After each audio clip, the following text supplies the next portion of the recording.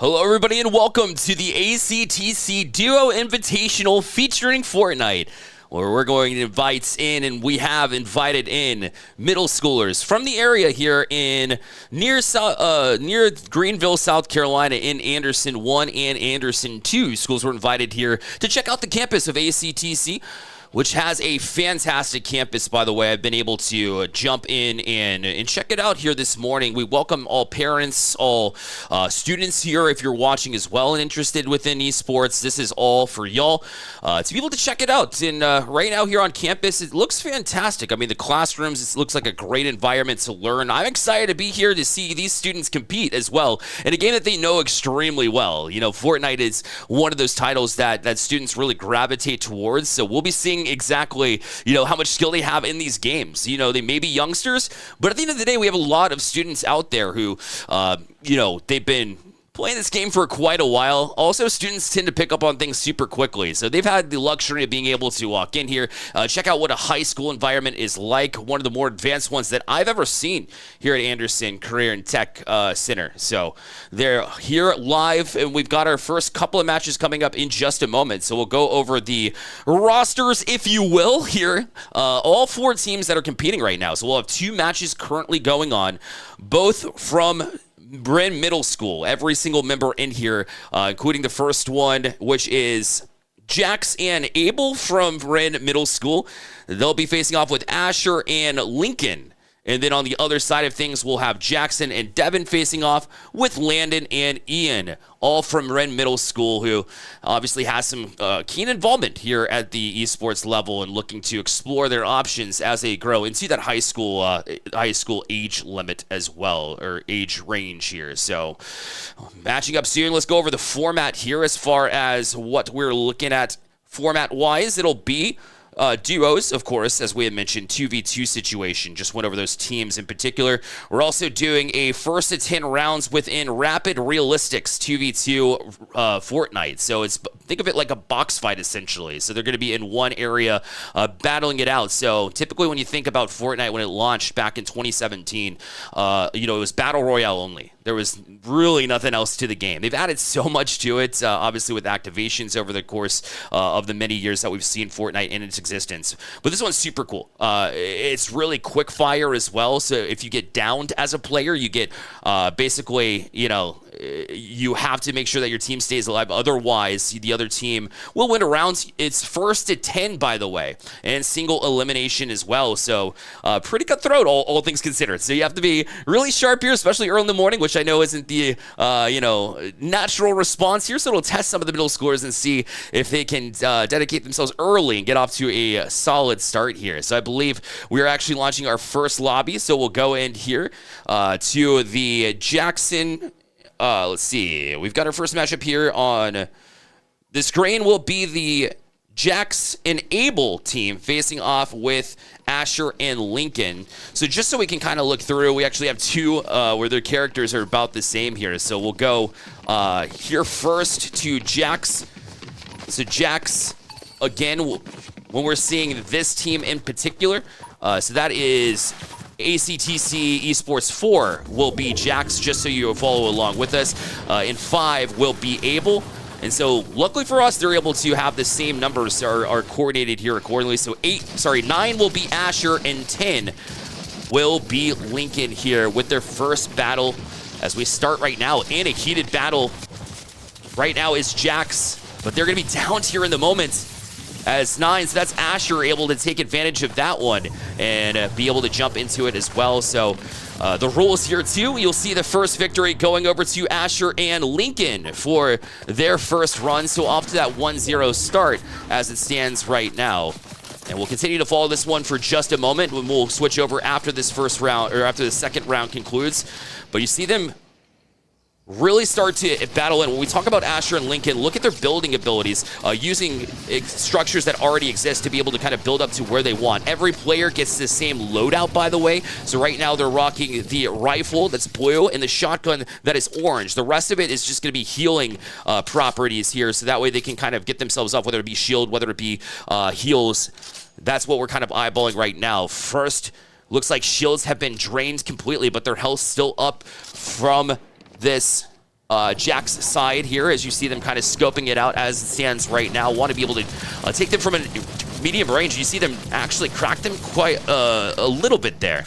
Able to get out the 33 shield there and try to kind of break into it as well. Once this fight gets a little bit closer, you'll see the switch to weaponry, so it's all about being able to utilize what you have to a higher ability. Plus, we'll see building, you know, as they get more and more comfortable into these fights. I anticipate this for sure being what we see here. Let's go over to the teammate here at Abel, as Abel has a good sight line there too. As you saw that build, they're going to jump in and get aggressive into this one. So now they're up top though, so they'll actually have that peeker's advantage up top to drop down and look to damage into them too, but they are able to find it. So a 1-to-1 battle now, as you saw them, even though they didn't have the high ground advantage, Jackson and Abel were able to really just kind of calm themselves down after that first loss and be able to fight up close. Speaking of which, there's a reason they call it rapid reactions. Right back to it.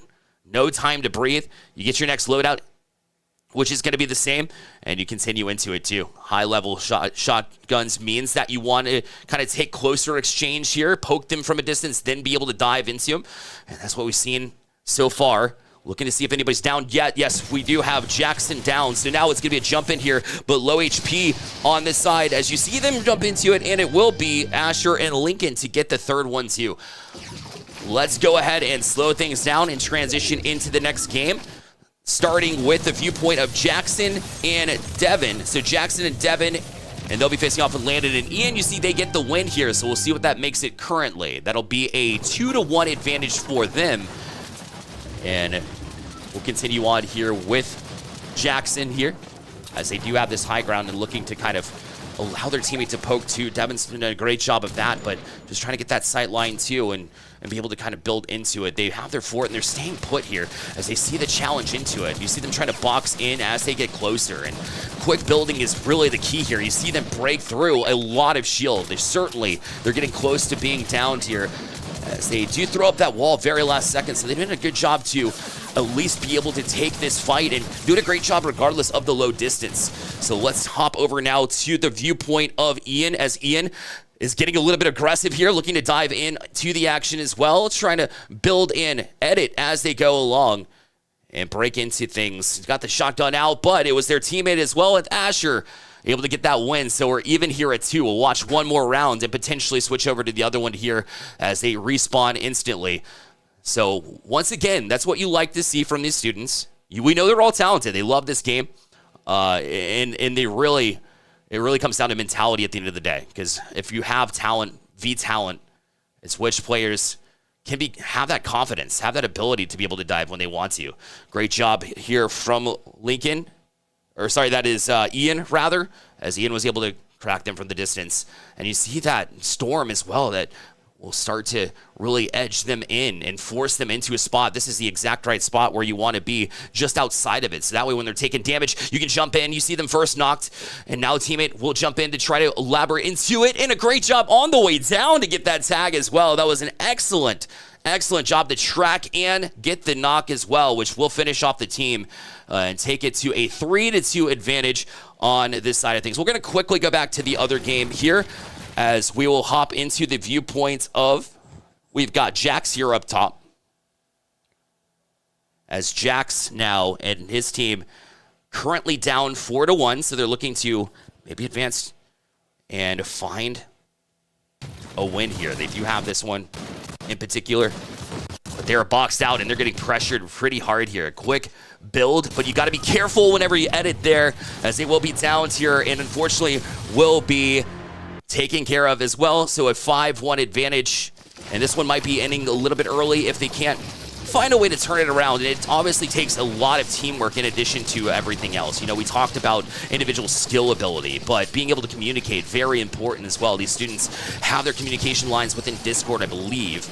And so for that reason, they're able to at least be able to coordinate in that fashion.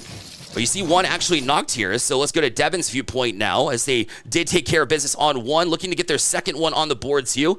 You see them do a great job to box into it, and here I believe that's their build as well. They were able to get them for about 100 on their shield too, so they should be extremely low as they look to transition around. They lost the high ground though, and now we'll try to find the ramp too, but great drop down, and now they have their hands full as they continue to swing around and doing a great job to get around them positionally, but they're in trouble now.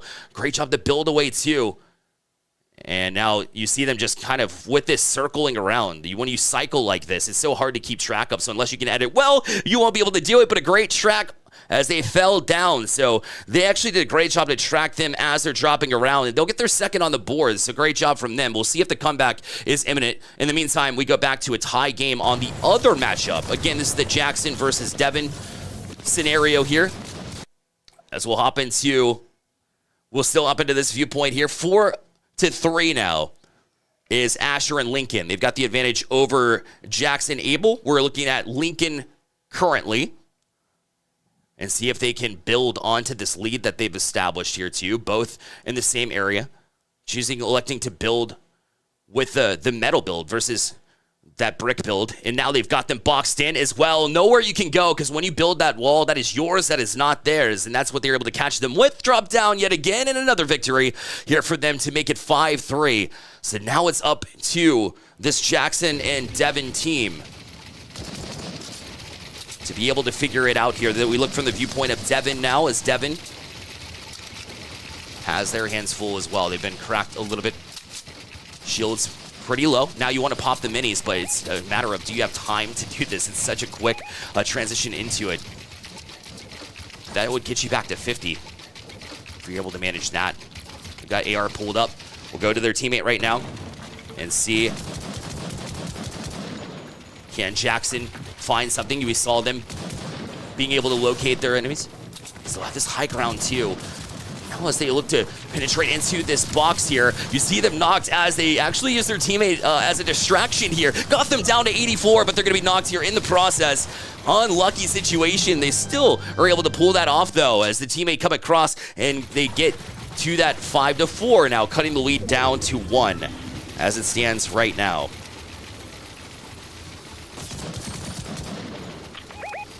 So still here and getting closer, as now hopping over to the viewpoint of Devin. And Devin's looking to use, you see them peeking off the right side as well. That's a very known tactic for those of you parents that might be watching here, is you can hide yourself behind the wall, but they're gonna just go in without a plan, unfortunately. They kind of dropped it. I'm not sure if they're out of mats. I don't believe they would be, because you do get a lot to kind of start out with. So I'm not sure if they are out of it or what it might be, but they elected to try to take that fight in open space, which is very difficult to do, especially when you have the capability to build. Sometimes you forget, especially in a high pressure situation like we have in this live environment, that can make it a little bit more difficult to manage. You're boxing in, looking to get them taken care of, but not able to. Was Jackson. So now we look from Landon's viewpoint as they look to break in now. And Landon cycles around and actually allowed the rest of his team here. So when we talk about Ian swinging around to get that extra knock there, that'll make it 7-4. Now, super quick back-to-back victories after it got pretty close there at the tail end of things. We'll shift down now in our focus into the other matchup. Again, we'll go to Jax currently. Jax teamed up with Abel. We're watching from Jax's viewpoint right now. Actually got knocked. We'll see if Abel can focus in and try and hold them off for this time being. There's really no time in this game mode as well to try to pick up your teammate unless you can box off well and be able to have that timing, and just weren't able to put it together here. So they're down 8-4 as it stands right now. So as we hop down into the viewpoint of Lincoln now, Lincoln jumps in from high ground. And now right behind them too, and they were kind of caught themselves building in that moment, so they weren't able to take advantage of it because they got a little bit aggressive. And I like that, you know, when you get a lead, you never want to kind of put on the brakes by any means, but you see them with an excellent job, and they're allowing their teammate now to go to work, so they have the confidence to maybe distract here as they got him from a distance. So rather than picking up the teammate, going to look to jump into the action and try to finish it, but they're not quite able to do so as Asher was dropped there by Jax. Jax was able to get that knock and be able to pull their teams back within 3 now. And we continue to look to see if this can be a bounce-back effort for Asher on this side. Actually, let's move over to the other game. It's 9-4. The chance to close out here currently. So let's look at Landon currently, and Landon actually gets it done. So that'll be a 10-4 victory. there for that crew. So that is Landon and Ian able to get that win. As we almost saw the scoreboard, we might be able to pull it up again, but we'll check and see if that's the case. But yeah, sure enough, they're kind of hovering around it. Not sure we can pull that at the moment. No big deal at all. But that's going to be Asher and Lincoln that will be moving on here. And for Jackson Abel, the day's not over. You can still hang around with us and, play some games here as well. And so they'll be kind of hanging around too. It was a great showing, though. So let's go to the other one, too, as they have a chance to close out here. Let's go to Asher and their team. So Asher and Lincoln looking to close out on them. And you see them. Got them split up, looking in multiple directions, although they were hit pretty hard for it. Their teammates down as well, so they'll actually be taken care of in this matchup. So that'll be Jax and Abel keeping themselves in this one currently, but still down 3. Need 4 in a row if they're able to get the job done. That's a great first knock here from Jax. Jax now at a distance here. You have the AR, but is it enough? From this distance, I don't think so. That's why you see them marching into it. Now we'll see how they can build here. That's been a little bit of the struggle from their ends. They're able to box them out momentarily. Almost caught them on the way down too, which would have been great reaction time. Got them looking behind them. This is the perfect time to try to close out. They missed the first shot, but looking to expand on it as well. And you see the build up top. Now the high ground surrendered. So excellent work from their opponents currently. As we'll take a look from their viewpoint, actually, it's Lincoln. He dropped down as well in this battle. Currently, it's hard to track who's who with the blonde v blonde action as we see it character-wise. But now they'll try to pop a shield. They're super low and just trying to hang on to it. So again, will they be able to hold on? Lincoln is got some cover, natural cover too. And now drop down. Great job to hit the shield, but they were too low. So now it's getting closer and closer as we speak. A 9-7 currently. Switching now up to the viewpoint of Abel. As Abel and Jax have been able to roll themselves back into it, at least in a close battle here. They go right back aggressive, and this is a strategy that you can actually capitalize on. Their opponents have been very aggressive, so the best way to be able to deal with that is to let them play into you. Have shotties ready whenever they do jump into your box, and be prepared to be able to be more mobile than they are while still being able to land your shots, but they are downed here at the moment. So now the duo a very good chance to close out here as we look from Asher's viewpoint, and they do get him taken down, and that'll be their 10th, and the final score of 10-7 will be the final. Asher and Lincoln will be moving on to the next round as well. So Jax, that's Asher and Lincoln with the victory there. And, of course, on the other side, we saw Landon and Ian as they were able to move on as well. So I misspoke earlier. It was Jackson and Devin, I believe,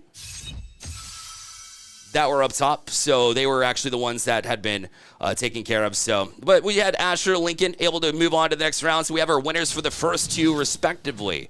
So what we're going to do here is get our next matchups that will be streamed here momentarily. We'll get you all the details and following along. In the meantime, we appreciate you tuning in and hanging out with us. Again, my name is Bearlight. Very excited to be here as a caster that's kind of, been able to cast at all levels, from high school, middle schools, all the way to the pro level as well. So we appreciate everybody being here, and I'm super excited to be able to see the rest of these teams in action. That quick break coming at you now, but don't go anywhere. You're watching the ACTC Duo Invitational.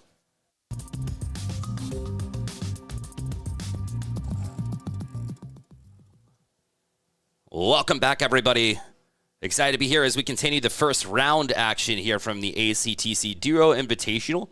So just got an update, actually, from the team itself. So won't necessarily be single elimination. Basically, these students are looking to earn points towards the next level. So even if you get eliminated per se, that does not mean that your tournament is over. We'll have more details as this rolls along. So no eliminations quite yet from either of these teams. But we have one already starting up and in action. So let's go ahead and start it off and introduce these 4. Let's start with Garrison, rather.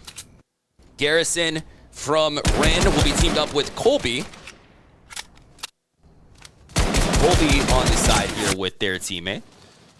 So those two are, like I mentioned, from Ren Middle School as well.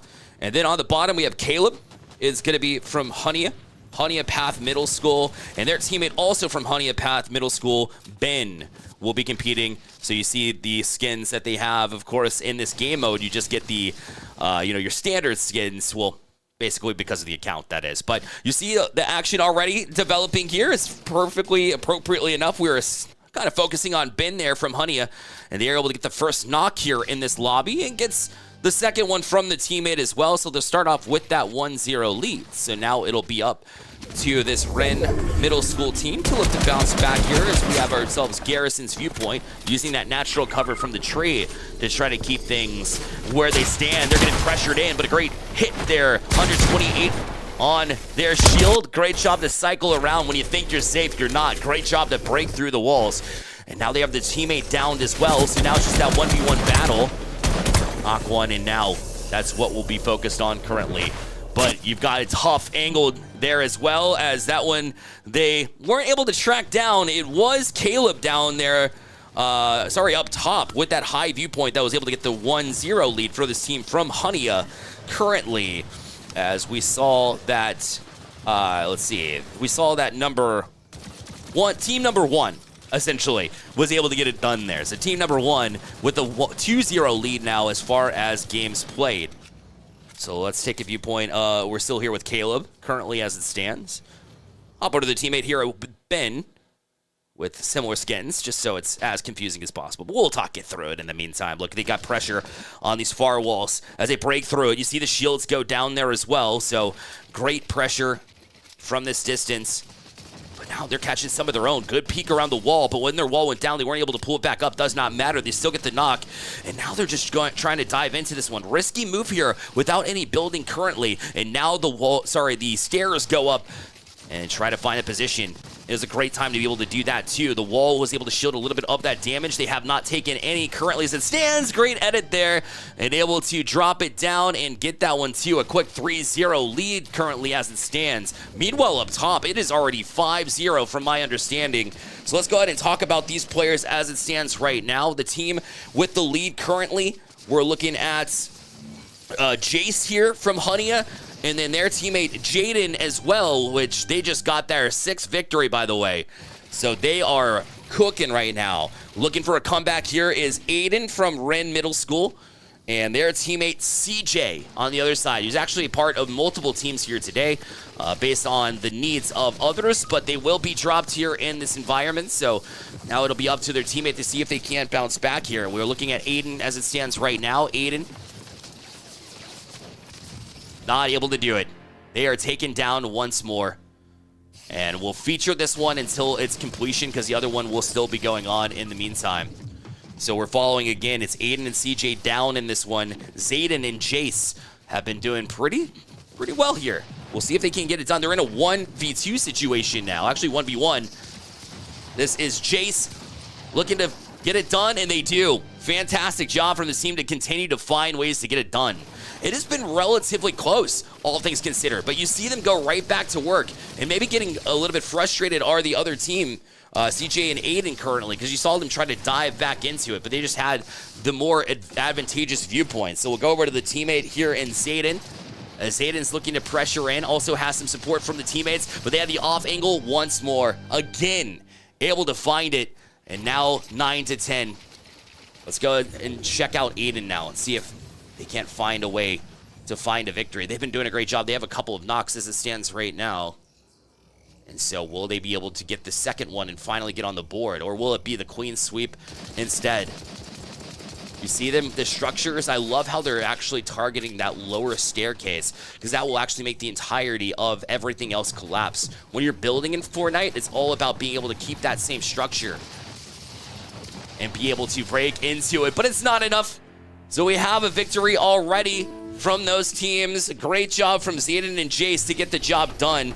So we'll go down to the other matchup as it stands right now. So Zayden and Jace from Hunia were able to get the victory here. Hunia is also not only got the 10-0 in the other matchup, but now they're looking to do the same potentially down below. They have 6 already to their name, plus another great job to dial in find that 1v1 situation, and they're actually confident just going after it. No builds in that situation. Kind of looked like zero build for a second, the way that they were just staring at each other down and being able to get that too. And now with the right peak, but let's go to the pressure here from Ben, the teammate that has also allowed them to get to the 7-0 lead. And they are able to get themselves close here to Colby and Garrison, who are looking for their first currently as it stands right now. Building off of that staircase too to make sure that they have a little bit more structure than just one. Otherwise, it makes it a little bit more difficult. I think his teammate actually built in front of him. Otherwise, they had a clear viewpoint. Still able to knock one though. Nice play from that distance. AR range, it absolutely shreds at the medium distance, which they were. So that's why they advanced forward as far as they did. Then were able to take it to them at the end of the day. That had some support there from Caleb as well. And 8-10 currently. So we'll see if Garrison and teammate Colby, but we're watching from Garrison's viewpoint right now. See if Wren Middle School can get one on the board at the very minimum, but their teammate's down already. And that's the brutal nature of this playlist. It happens so quickly. You have to be prepared and dialed in. There's no time to think about the last match. They are down low, double teamed. Not much you could do about that. So now it becomes 9-10. Over to Garrison's teammate and Colby. This will be their last chance as far as the first round is concerned. And they did a lot of damage from that range.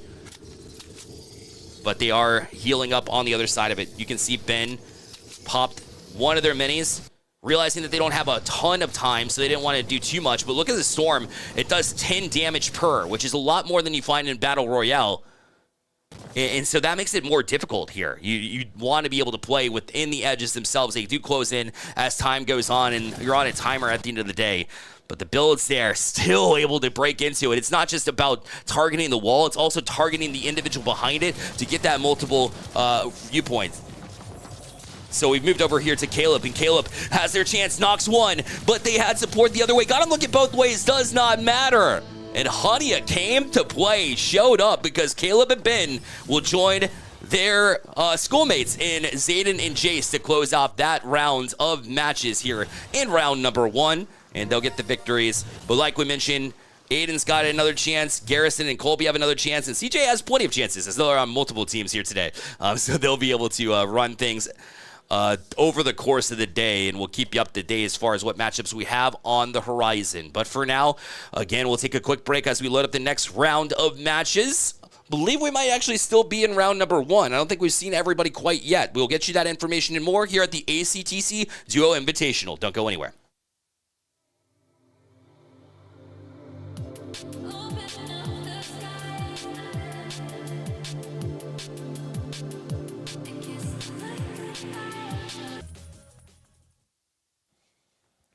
Welcome back, everybody. We appreciate your patience as we work through the tech issues. We got everything on site ready, locked, loaded, and we'll get going here momentarily. So right now they're picking out which loadout they're going to go with. Obviously, they get to vote for which one they want to go with beforehand, too.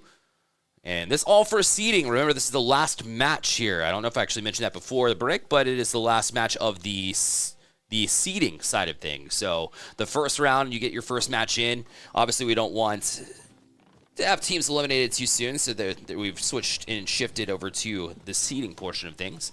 And so that's obviously better results that you get in that first round, the better you'll have the seeding for the rest of the bracket, which will be double elimination, by the way. Just kind of one game to settle things there. So that's where we're at currently. We start with the first round currently. Let's go through the list. They look very similar, but we'll do it anyways here.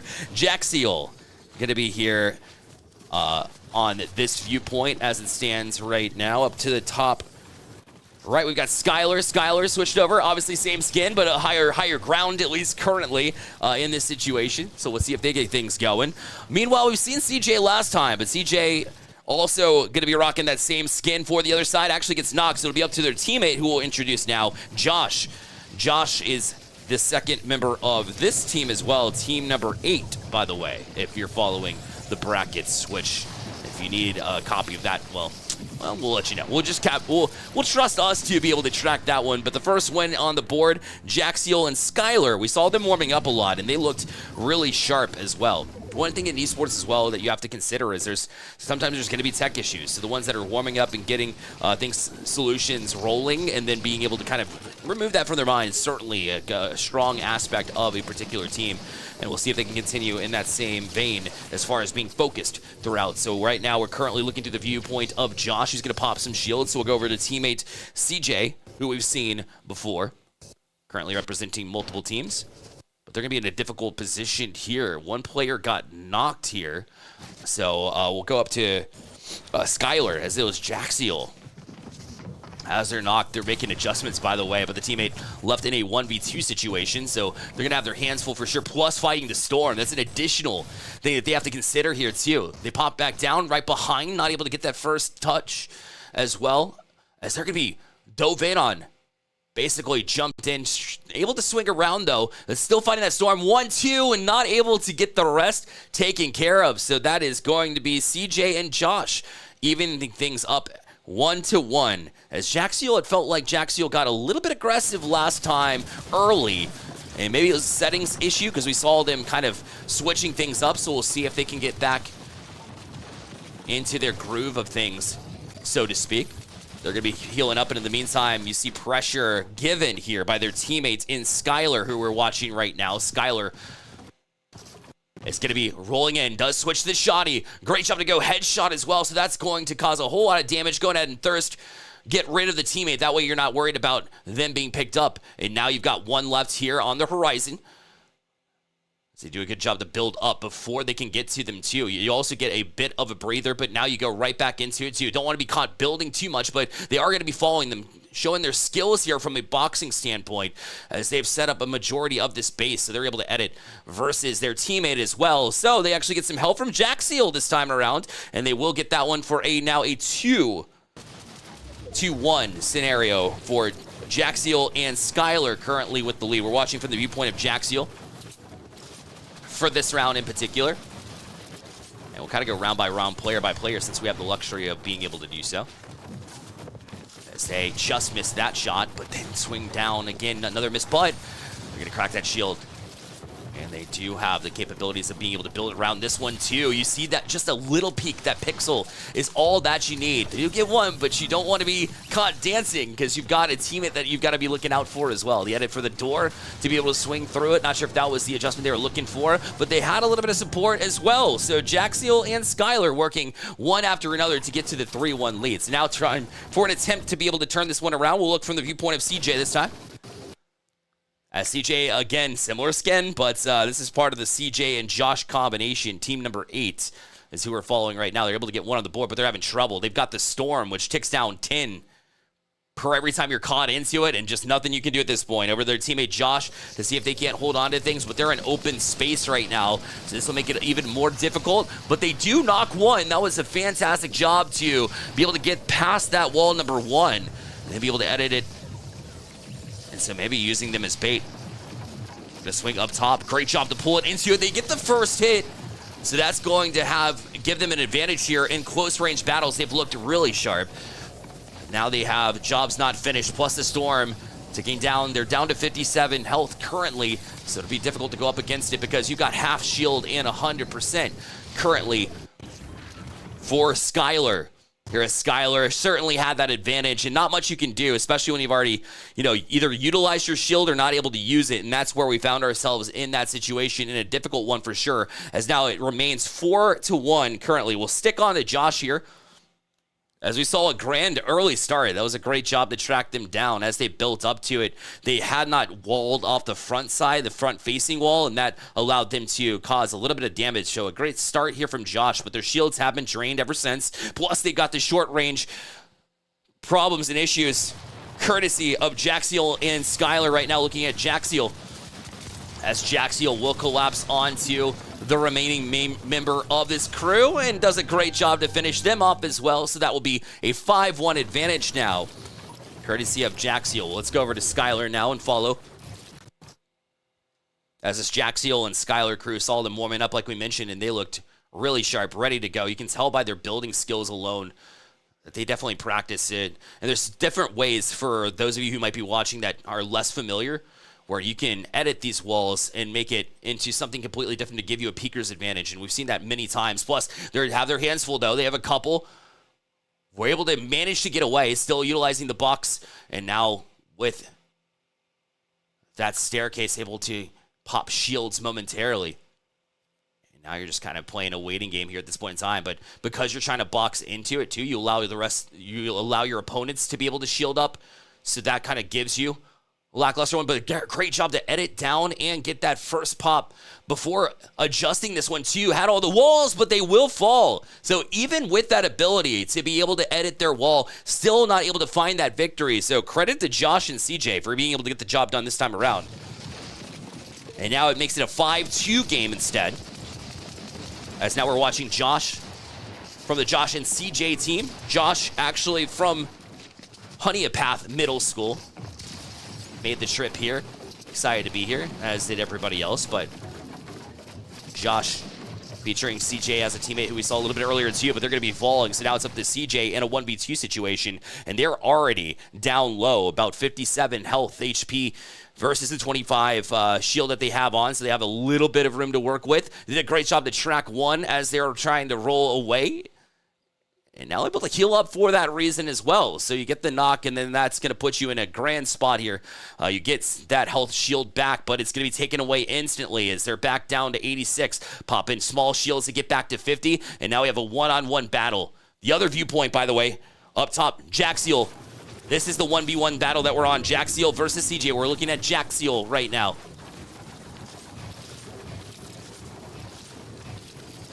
Jaxiel's boxed in, and they're going to be pressured in. You see them in a hurry. Maybe trying to catch them by surprise in that build mode. They're taken out, but they do swing around track extremely well. And even though they were down to about 50 HP, they were still managed to hang strong mentally and be able to get that knock. And now, as we watch them go up 6-2 now. 2 wins from the lower side. So now CJ left in this 1v2 situation. This one might be quick. It is. We saw CJ had Josh knocked a little bit earlier, had to try to deal with that situation as teammate was down very quickly. So we stick with CJ now and watch their viewpoint as their teammate yet again. Josh, it feels like they're being 2v1 here, being bullied. Maybe that's the right way to go, especially in a 2v2 environment. Why not just team up on one, especially if they don't play together? That can be a real sign and adjustment that needs to be made as far as communication goes in order to get things going where they need to go. So we saw the victory there from Skylar and Jaxiel. And right now we're watching Skylar and their viewpoint for this next battle. They're up 8-2. But for seeding right now, Josh and CJ not in a terrible situation, but they do have their hands full because Skylar plays so aggressively. They're one of those players that just like are constantly on you. And it is a viable strategy because you have to consider exactly what you can do as far as being able to get away from it too. Plus the dancing too is another level of confidence that we're seeing from this crew. So that will make it now 9-2. As we'll go over to teammate Jaxiel and see how they benefit from the aggressive play from Skylar. It's been many, many rounds where they've been able to manage this medium-range fights. You see it once again. A knock from that distance is absolutely stellar here from Jaxiel. They tagged Josh. Josh will be down again. CJ left by themselves. Back over to Skylar. But they've been knocked, actually, so we'll stick here on Jaxiel. And Jaxiel's got their hands full, too. It's CJ able to manage and go toe-to-toe with them, but it's not enough. And it will be Jaxiel that gets that last final haymaker blow. That'll make it 10-2, the final score in this one. CJ and Josh might be eliminated here in this match, so to speak, but they did get a couple of wins on the board, so as far as seeding goes, they won't be in a too terrible spot there. But Jaxiel and Skylar, because they got the win here, will certainly be in a good spot when it comes to playoff time, which will be double elimination as we had mentioned before. So make sure you stick with us here. ACTC Duo Invitational will return in just a little bit. Welcome back, everybody, to the ACTC Duo Invitational. Excited to be here as we get right into the action, actually. We start our double elimination bracket right now, and we were actually bringing you into the action. It's 1-1 as it stands right now. Let's take a look and see. Right now we're looking from the perspective of Garrison, which, by the way, this is the play-in, so the other matchup that will feature will be a little bit later on. It's actually the play-in for whatever the next matchup, so we'll see both sides of the coin here as far as how it will play out. And right now we are seeing both of these teams really put on a show. Already a 2-1 lead here for the Garrison and Colby squad, aka we're watching Garrison. Here's Colby now as we look from their perspective currently. We see some of them looking for certain settings here, so I'm not 100% sure what's going on as the action develops here. Maybe they're switching up some of their load-ins. We'll check in right now, but we're watching from Colby's side of things here. From the play-in itself, has got themselves parked up on the high ground on the natural cover, which hasn't been utilized a whole lot between the first couple of rounds, so we got to see the seeding part of things as well. But also featured on the other team right now, down by 1, but looking to get back into it. CJ is featured right here, but is down. Now their teammate will look to make up for it, and they do. Great job from Josh. Josh able to even things up and make it 2-2 as it stands right now. Well played here by Josh, who we're hopping over to right now. And sure enough, we're watching as they were able to get that final blow to even us equalize here at 2 apiece, and also catching the enemy off guard without any kind of cover, but wasn't able to land any of those shots. A little bit difficult to do as you track. Now, the weapon does have hit scan, meaning that all you have to do is land your shots, but it's easier said than done, especially at that distance, and do a good job of avoiding it too. But they do break a little bit of shield. Now following in their teammate as well, but CJ actually gets knocked, so now they're left in a 1v1 situation. We'll see how Josh can handle this one as they're going up against Garrison. Garrison looking to get to it, but down very low, and it's Josh that comes out with this round. And so they were down by 1, but a couple rounds in a row, and they're able to work their way into a lead here by the count of 3-10. So now we'll look at Garrison, who was also on the wrong end, unfortunately, that time around of the 1v1 battle. But now they've got their chance to be able to redeem themselves of sorts. Remember, they did take the lead early, so obviously they've been performing extremely well. But they're switching some settings now. So we'll go over to their teammate, Colby. And I'm wondering if, again, the rules state that you must be ready to play, and that the settings, you got to just continue to play through it. So that's what we're eyeballing right now and seeing if they can kind of continue with it. All 4 members on the roof, by the way, and Shotty the Pump was able to get 1. No building here in this moment, but they fall short yet again. That is Garrison and Colby falling short, and CJ and Josh now out to this 4-2 lead.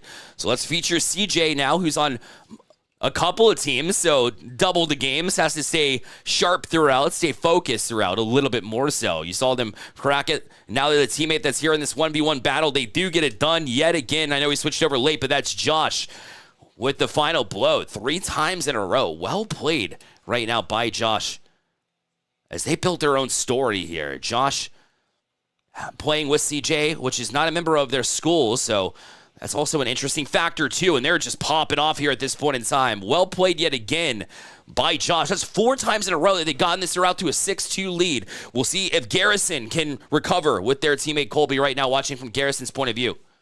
And Garrison's being pressured early, but they're going to take cover behind rock. We'll go over here to Colby. But Colby also being pressured from the side. The stairs go up, but it was a little bit late. They're already down to 50%. They've lost their teammate as well, so it'll be just down to them as Garrison had fallen. And now they're being double pressured, and they go down again. So after winning the first 2 rounds, it's been 7 in a row for CJ and Josh as they continue on this venture and doing an extremely good job doing so. Here's CJ. You see them right all above it. Had the high ground too. Not able to land their initial shots. Now good job to avoid by getting up high, but that's about all they can do. And we'll see if Josh can hang in. They've gotten the final blow a couple of times, but this time, not as lucky. Third one goes on the board here for Garrison and Colby. Courtesy of Colby, who did a great job being able to manage and stay in that fight and be able to work together with their teammate as well. Great communication shown by Garrison and Colby to try and recover. We saw them messing with their settings a little bit, so I'm wondering if they're just trying to get their feet under them after they had to kind of switch some things up. Not able to land those shots, and look how accurate they are on the other side of things. That was Josh really taking it to him right there. So they're going to go ahead and heal up, and we'll see if Josh can't take advantage of this. Actually, let's hop over to CJ. CJ wants to force the issue here. They're up close. would be the time to pull the shotty out. They do. Great job to hit body shots, land a couple. That's all you need, but they go down. And now it's up to Josh yet again to try to recover. They had CJ. And I don't think they're going to have much time to try to heal up because they're getting pressure from Josh as well. And Josh is at full shields, full health. So they have a prime opportunity here, but their shields are being melted even from the high ground position. That speaks a lot about Garrison and Colby and their ability to be able to threaten it. But still watching and looking in this 1v2 situation from Josh. More shield down from the opposite side. Great job to knock one. Now left in a 1v1 situation. It'll be them and Garrison. Currently, they'll hop out, looking to pressure in, but took a little bit too... Oh, they did get it off. It looked for a second that Josh had that victory, but Garrison was able to do just enough on the way down to cause the damage necessary. And just like that, they're able to work 2 rounds in a row for themselves and pull them back within 3. Garrison, in that 1v1 situation, did well. That's who you're watching right now as well. As Garrison's got the storm to deal with this time around, though. Only lost 10 health in the process. You don't have any health in that way, but your shields are being melted, and so are you. Down they go. In fact, that's just going to be the end of that round in particular. So an answer directly back there from CJ and Josh. Josh has been outstanding right now from Hunia. The middle school out there, clearly making some great Fortnite players. Fortnite, a very common game by this age demographic, and man, we're seeing the skill absolutely showcase itself. Even with the player that you didn't quite know coming in and you're still finding success is great, but CJ will be knocked. And I think that's how Josh wanted to play this. Might have been like talking to CJ. Maybe they planned this where it's like CJ's going to go ahead and pressure, and then you cause a little bit more damage from the distance here. And that's why they have the AR. Now they should see the switch to the pump, and they do. They'll have the pump out and ready to go. Might be ready to cycle that too. Gets the first shield hit, but that's going to be it, as it's a double whammy here. You have to deal with that double team, and that's why they fall. We'll go to Colby now, as they were able to manage that victory this time around and pulled him back within 3. Colby now having a very difficult time trying to get that wall in front of them, and not only that, but be able to sustain it too, because that wall falls in a hurry. That AR does a whole lot of damage, especially on these wood walls that they're looking to work with. So they're going to need to try and just stack up and really find a little bit of extra health. Now they see them on the pressure, too. This is going to be a very difficult situation for them to be in. Held out in the triangle, but now they catch them with their weapons down, but it's not enough. Another victory here, and now we go to match point for the upper side of the bracket here, and a chance to close out for Josh and CJ. We'll feature Josh yet again. There's no sniping in this game mode because it's just not that far away. But as far as this is the longest range that you'll see. And from that perspective alone, from this mid-range, it's been Josh that's been certainly shining above all else in this lobby when it comes to that distance, and a big reason why they're up 9-5 currently.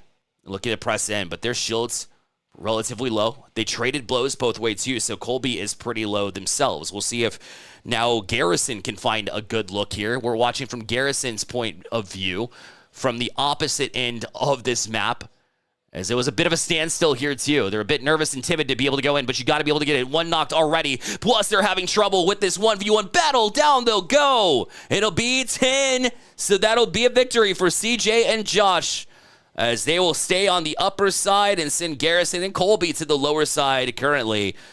But let me tell you, that was a battle between these two teams where it's a situation where obviously both fought until the very end. We saw rounds go back and forth there, and even an early lead that we saw established by Garrison and Colby just dissipated there, as CJ and Josh were able to really work together extremely well towards the tail end. CJ with the pressure, Josh on the tail end of things to be able to clean things up, and so that's why they're going to be advancing here. But Garrison and Colby not out of it.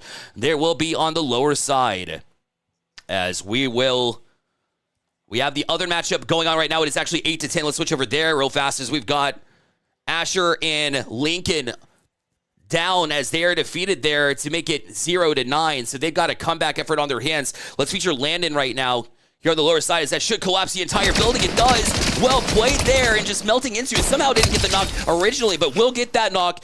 Now over to Ian, as Ian's got their hands full up close. Nice job to finish it. The 1-2 punch from Landon and Ian, able to get the job done there. So Landon and Ian will be moving on to the next round, as it was A pretty one-sided affair, hence why we stuck on that first matchup. However, again, it's not over for Asher and Lincoln.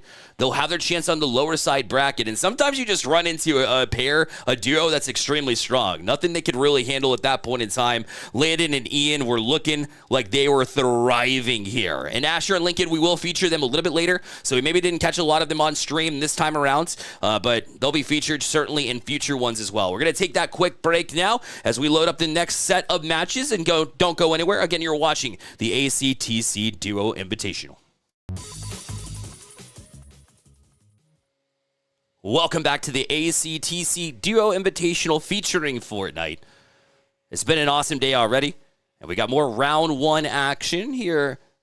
Round one and round two, actually, between the next couple of rounds here for the playoffs. Starting off on the upper side, we got Jackson and Devin facing off with Aiden and CJ in just a second. That'll actually be a round one matchup because they're seeding a little bit lower since they dropped their first match. But again, it does not mean that all is lost here in this situation. They'll be able to play in and potentially winner of this one will actually go up against Zayden and Jace. So they haven't played their matchup yet. They'll be the last ones to go when in terms of playing their bracket matchups. On the other side, we'll have Skylar and Jaxiel.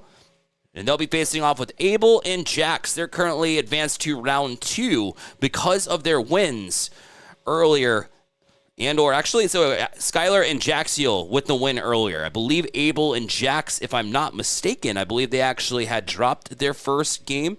But because it was so close, they earned themselves a high enough seed where they were able to advance to round two and go up against Skylar. Actually, no, No, that's correct. That's correct. So they're looking to bounce back here at the end of the day. But we have our first matchup about to lock in. Actually, both of them are going live here at about the same time. We'll feature that Skylar Jaxiel versus Abel and Jax matchup first and foremost as they get prepared by dancing here. You'll have to see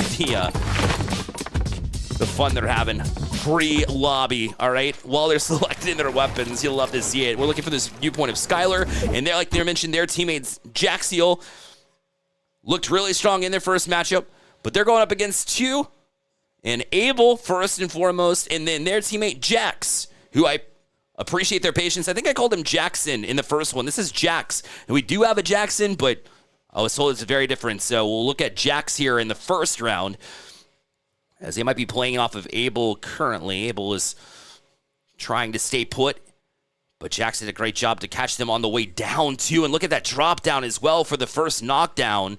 And now they leave it to a 2v1 situation because of that knock. Plus gets the one on the way down. Woo! Jax was feeling himself. Fantastic start from Jax. I start calling them the right name, and suddenly they're popping off. I'm just kidding. They were popping off anyways, which you love to see. The other match is still connected at the moment, so we'll stick to this one. We'll take a look from Skylar's standpoint now as they look to bounce back from that first round. Remember, it's first to 10, and they happen very quickly back to back, so you always have to be prepared for the next one. You always have to be prepared for being jumped in on. Great job to jump in and cause some damage. They will get the victory this time around, so perfect timing to watch Skylar. Let's see their teammate Jaxiel now, as they're able to equalize here at 1 apiece. And how a great job. The drop down was imminent. You could tell that they were cooking something. Plus, they've got a teammate around the other side. They're going to give them 2 different look points. So while they're distracted, it didn't matter if they won it or not, but Skylar did anyways. So if Skylar had lost that, Jaxiel would have stepped into it and won that anyways, because they split the sight lines there both ways. And that's why they're able to get that victory. We'll see if Abel and Jax can come back. We're looking at the viewpoint from Abel now, as Abel's teammate does go down. Now they're going to have their hands full for sure because it's full health and almost full shields. One has full shields, one is about half down, and that's what Abel has to deal with here in this moment.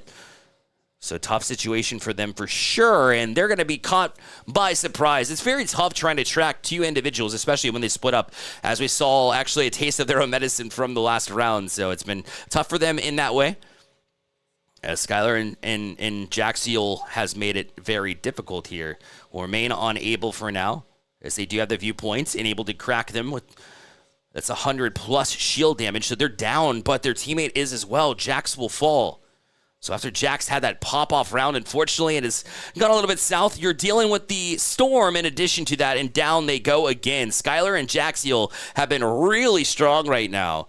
And Skylar, again, just plays so aggressively. So watch from Jack Seal's viewpoint as it stands right now. We'll look at them and watch as I'm sure their teammate Skylar has, already down, but they were causing that pressure. And so now you're just kind of trying to play off of that pressure and make your presence known. That's one way to do it. Not only went through the shield, but also 100 health. So they should be down to very low health. They're down to 75, and they will look to get back into it because Jack's, their shield was melted, but they do pop a couple of the smaller shields, so they should be up and running. The minis will get them back to at least 50, and they've got 75 health as well. Their teammate down, so another chance for Jax to try to bounce back as they have a 1v1 situation on their hands, looking to rise. I don't think they can locate them, so I'm interested to see. They've certainly been located themselves, down to 10 health. I think they got one shot off. They might have been able to land it. I don't think they did, though, and that allows Skylar to do the rest. Skylar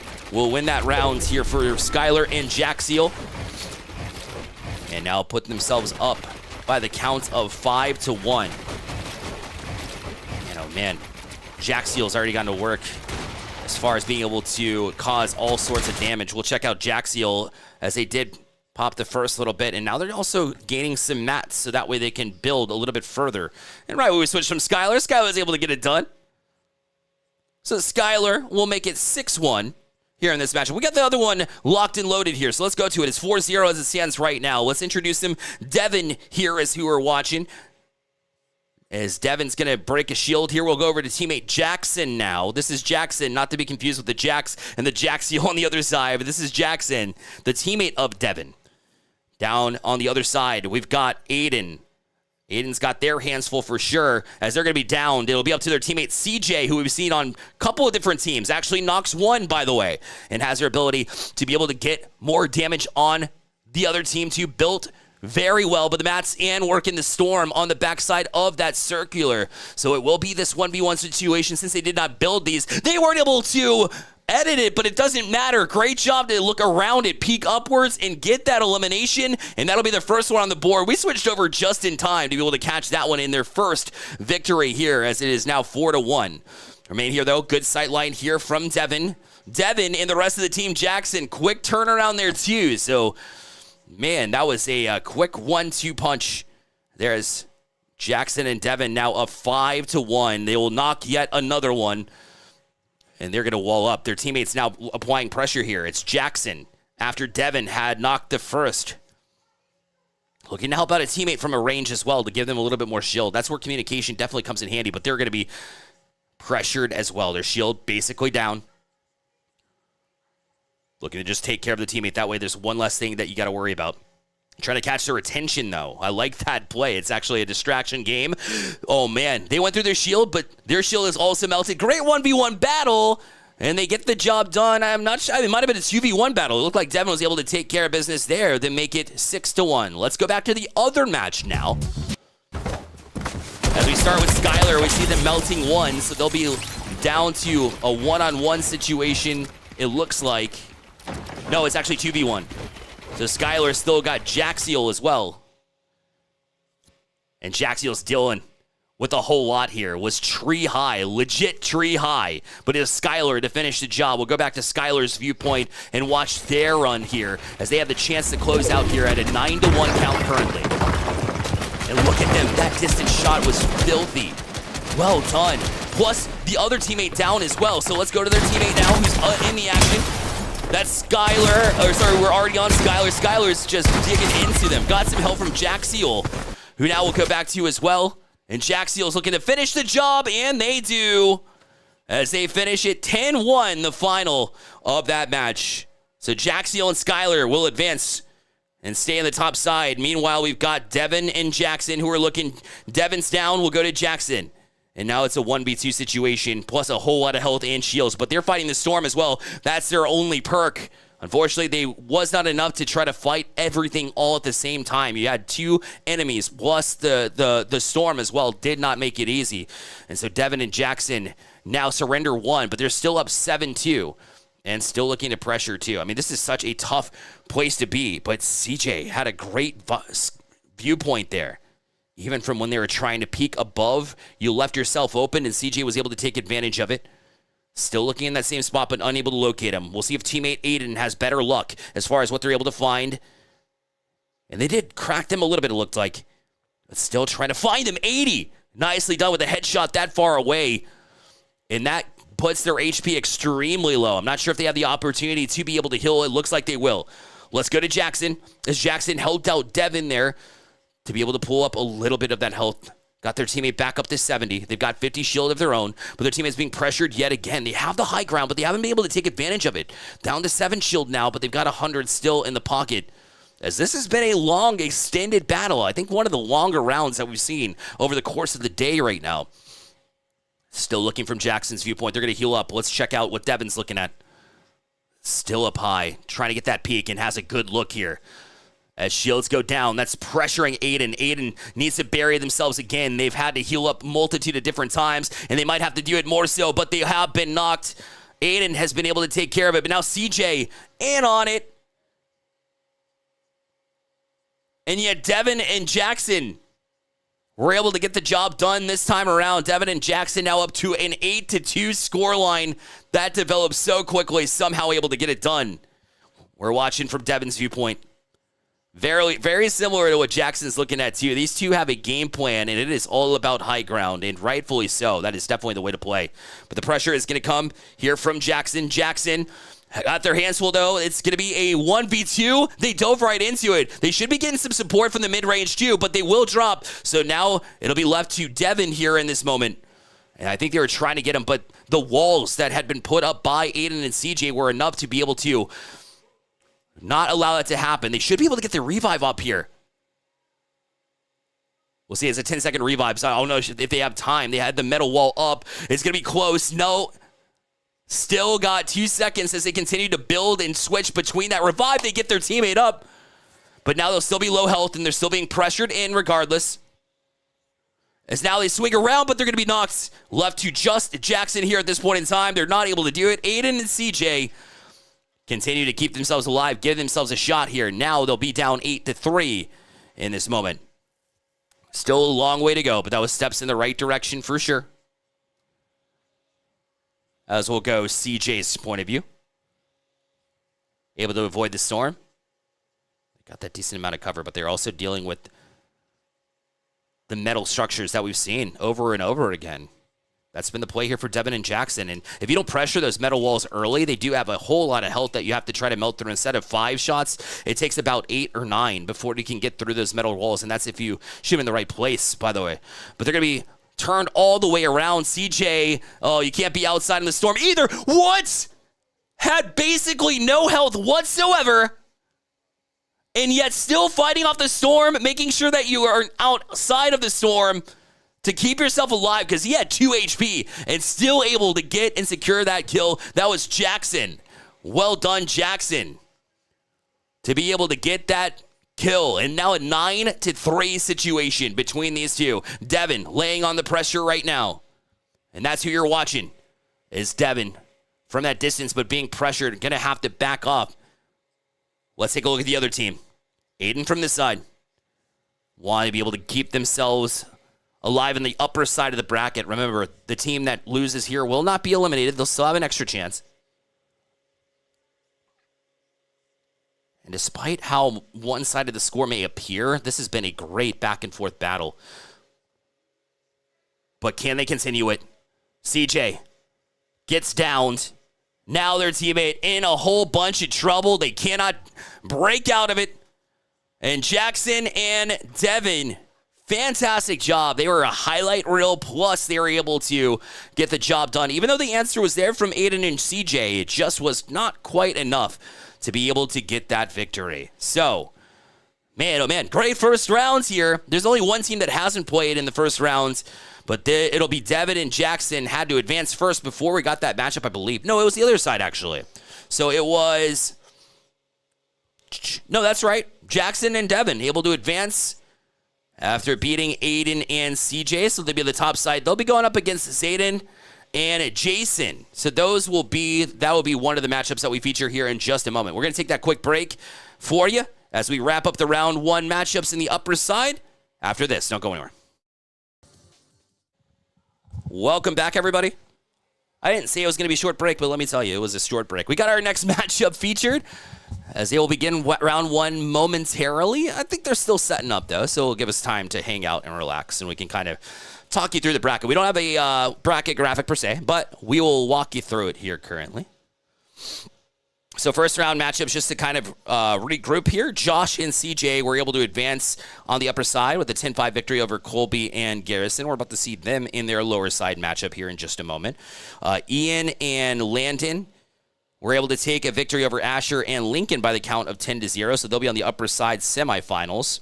Meanwhile, Skylar and Jaxiel, we saw them with a victory over Abel and Jax. And for that reason, they'll also be on the upper side semifinals. Those are the only two matchups two teams rather, that have made the semifinals. They're waiting for their matchups. On the upper side, Ian and Landon will be waiting for Ben and Caleb facing off with Josh and CJ. Those will be the two looking to play into that one. Meanwhile, Skylar and Jaxiel will be awaiting the matchup between Zayden Jace and Jackson Devin on the upper side. But we will have matchups from the lower side, and currently we will be loading up Abel and Jax facing off with Garrison and Colby for the next round, again, on the lower side. So now it's do or die time for these young students here on the middle school side. I imagine we'll also be going with the other lower matchup, which will be Asher Lincoln facing off with Aiden and CJ. Those are the four teams that currently have dropped in the first round and will be having their last opportunity to be able to close out here. Looks like we're going to be gearing up for those. We'll check out which station they'll be at, but just wanted to run you through the bracket. So we're going to go right back to a super quick break. But when we come back, the lower side of the bracket. Don't go anywhere. All right, we bring you back into the action here at the ACTC Duo Invitational featuring Fortnite. And we've got our next two battles on the board. We got both 2-0 matchups. Let's go ahead and start on this side of the coin where we got Garrison and Colby currently. So Garrison's viewpoint right here as we're looking to kind of transition it over. We'll see it's a little bit, we're figuring it out as we go. We got the feed right back up in live. So now we're watching from Colby's point of view here. Colby facing off with Abel and Jax currently.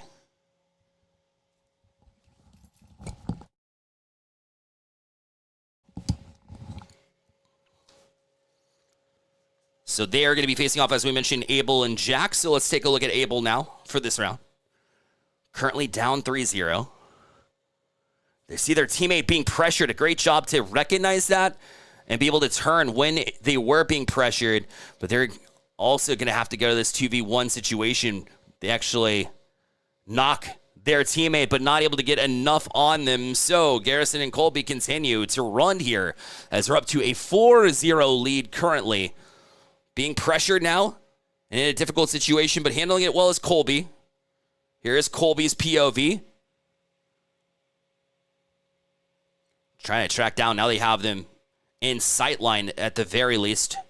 Picking around, but not able to find a whole lot. So we'll take a peek at Abel now. Abel's got the viewpoint, but they see their teammate being pressured, and yet again, can they get the knock, though? I don't think they were able to. No, both are still up here at the moment, so Garrison and Colby able to fight it off. Garrison got the initial touch, but can they get the rest? They do. Well done by Garrison to be able to keep themselves in that one and make it 5-0. Let's go over to the other match now, where we'll feature Ben first. Ben is teamed up with Caleb, but you saw him just melting through that shield, so we'll stick it here for just a moment. Now jumping in is Caleb rather. Caleb is now here in the action.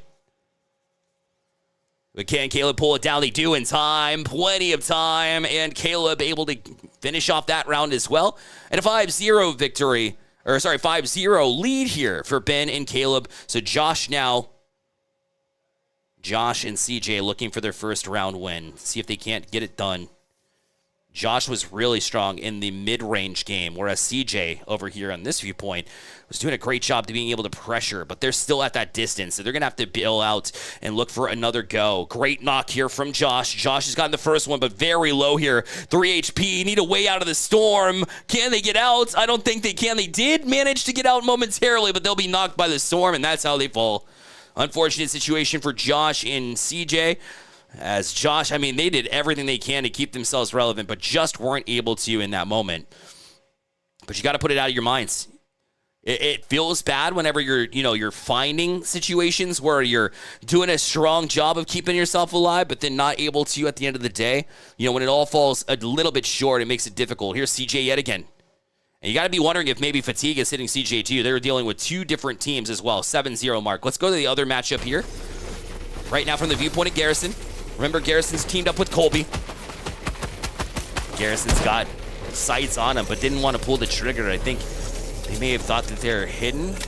Maybe they didn't know where they were. They didn't want to give away their position unless they were super confident. But they are struggling right now. They are melted here as Jax was able to manage that one, but in a heap of trouble. Do they have mats? I don't think they're able to build here. So now in their 1v1 situation, teammate have been knocked and they get the job done just from outside of the edge.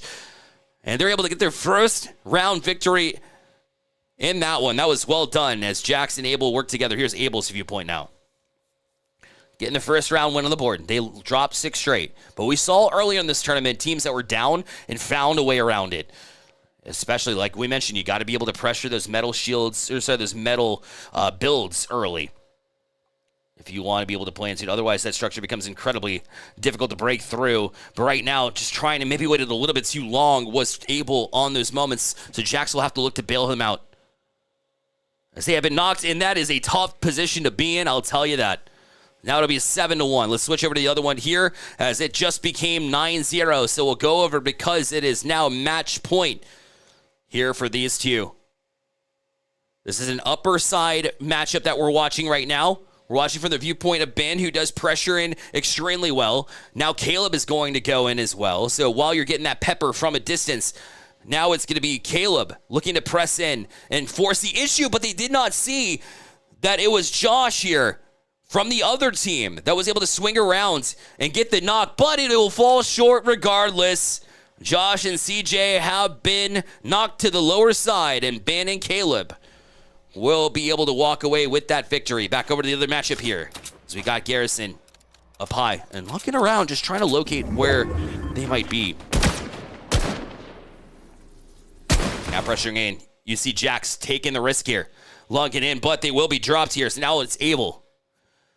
They wouldn't be able to get to you. It's now Garrison. Can they finish it here? They actually have the teammate up close and personal. Colby does thirst through one. The teammate was close by, but because they weren't able to locate it, they weren't able to drop them as quickly as maybe they wanted to. So let's go back to Abel. Abel in this team drops a lot of the shield, but not enough to be able to stay relevant in that round. And so they will drop to now 8-1. So they're behind by 7 rounds. Need a big next round to be able to try and attempt to bail themselves out. Let's go to teammate Jax and see if they can do that. Find themselves in a tough predicament. A lot of back and forth faking. I like that. Be able to switch your position. You ever want to stay stagnant in it, but can they land the shots? Unfortunately, they cannot. So now Abel, because their teammate is dropped, they'll have to do some work. And right now, they started off well. Able to crack one, so while they're busy maybe shielding up a little bit, that would be the right time to try to get him. Great look at the headshot. Does get one, and that's enough to win the round there. So great job from Abel to be able to fight yourself back into it. That's 2 rounds in a row, and they've gained a little bit of momentum now here for this squad.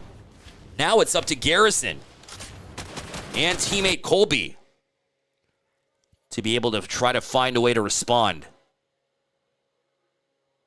And apparently they're looking a little bit more timid to be able to go up and challenge. They wanted to join each other so that way they can play together. But grouped up like this, they might be able to land a multitude of different shots. We'll see if they can do it on the other side. Here's Jax pressuring from a distance. Also has some supporting fire from Abel, who does get the knock right on cue, right on time. Well played. Back to Jax to see if they can swing in. As they have the closer view, they caught him behind the rock, quite literally between a rock and a hard place, because you got 2 enemies just down in enemy territory. Makes it so difficult to be able to try and win this one. So now it's 3 in a row from Abel and Jax. And now it's desperate moment here for Colby and teammate Garrison, who you see on their screen as well. So they're teamed up here within Market. And just going to wait here, too. I think they want to reset a little bit, regroup, and maybe communicate a little bit. I do like this. Take a breather. You know, the pace hasn't been working in your favor, so let them come to you. Let them work with you. And their strategy is to have these pump shotguns out, so that way when they walk in the front door, maybe you can cause a little bit more damage than they're expecting. Look, as they're actually interesting. They're threatening from above. As far as being able to break through, that leaves you no idea where they're going to go, but you dropped into danger territory. That's exactly why they played it this way. So well played here by those two. They do finish the job too. It looked a little bit sketchy as the rest of the team from Jackson Able almost pressured them enough to do it, but they get right back on the board, and now they're on match point. Ability to be able to close out and send the other team packing. This is a lower bracket matchup here. So loser goes home, and you can tell that Able and Jax right back and forth. We see Able is the one that's having to deal with a lot here, but their lives are on the line here as far as the tournament bracket goes. But when will they strike? The last time that they got aggressive, they played right into the hands of their enemies, who had a killer strategy, and their enemies include Colby. Now for the distance, was he able to land those shots? In fact, their health will be down a whole lot. Plus, teammates' shield is down in addition to that. So we'll see if Garrison can support enough. See both of them trying to find the look. You don't want to peek left. That's going to give them a viewpoint. But you know what? They're going to have to try it anyways. They're up top looking for it. Teammate is down. Now it's the right time to strike in. Does get the first knock. This could be it. Big shield break. Another one, but they do fall. So it was that close for them being able to finish, and yet somehow, it was Jax. Jax who was able to keep them in this matchup right now. Huge between him and Able. Those two managed to just get out with a live. That combination was great.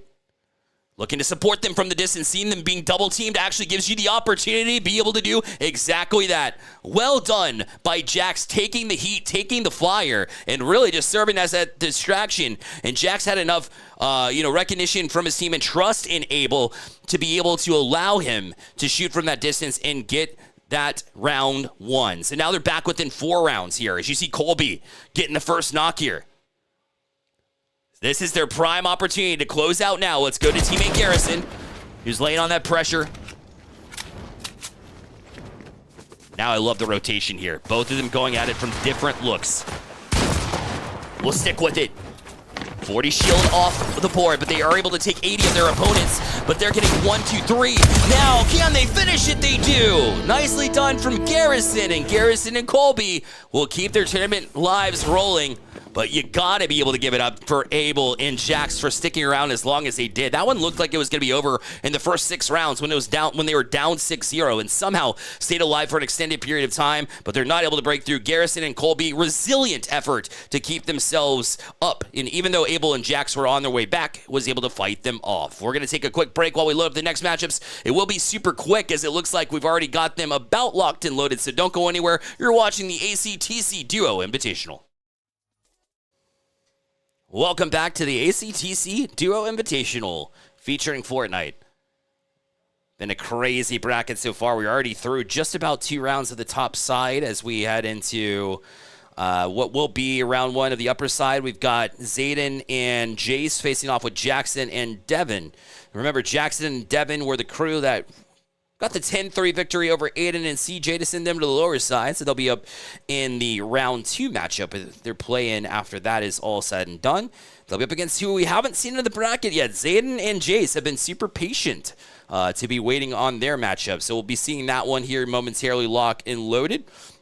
Meanwhile, on the other side, we'll be featuring a matchup between Ben Caleb and Landon and Ian. So that matchup is also on the lower side. That one's on the lower side, so we'll be tracking that one, I believe, here in just a moment. Let me triple check and make sure that's correct and accurate here. No, Ben and Caleb versus Ian and Landon actually on the top side right now. That's a semifinals bracket matchup, so we'll wait on this one. We've got one matchup ready to go, locked and loaded. Zayden here is the viewpoint that we have. They've got their teammate Jace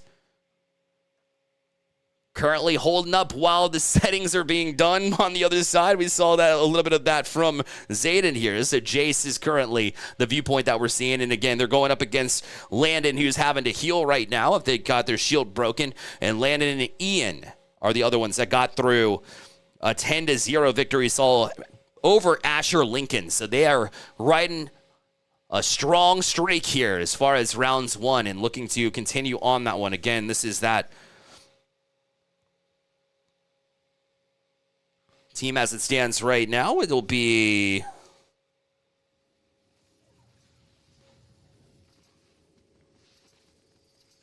this is Devin here that we're watching.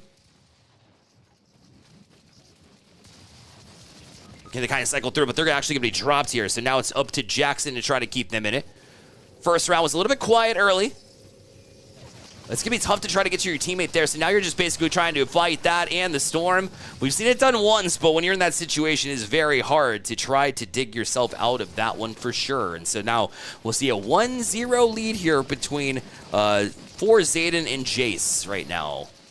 See Jace from this distance being pressured and peppered. You see them having to rebuild. And that's just to keep themselves safe. In the meantime, we talked about how tech issues are something that you kind of have to deal with on the fly, and right now it's been Zayden trying to figure that out. We'll see if they can kind of put that out of their mind, though, and see if they can't find a little bit of success. The shot's a little bit off the mark. Wasn't able to land one yet, but you see them recover in an instance, and that's about 120 shield. It looked like they popped through between two members of their enemies. Now switches to the pump, gets the first one to land, will knock one. Still looking to stay on. This is Zayden. Let's try to break through the middle. They got some support from Jace. So Jace was the one to be able to pull that one off and get their second round on the board here. 2-0 is the current state of affairs here.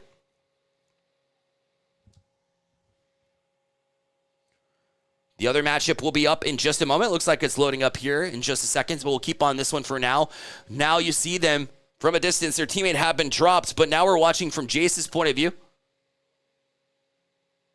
as they're going to have to go one-on-one. They actually had more shield. That is until they get hit from behind. They didn't realize that they were hit, but once they do, they recognized, and it was a done deal at that point in time. Jace was like the bear. They poked the bear, and they turned around and was able to take care of business. And now you see them up to a 3-0 lead. So now it's up to Devin and Jackson to try to respond. We're watching Devin right now. It's all about that, right? Because that's what Rapid is all about. You see them with that teammate support, though, but they're going to have to try to block themselves from from a flanker, essentially.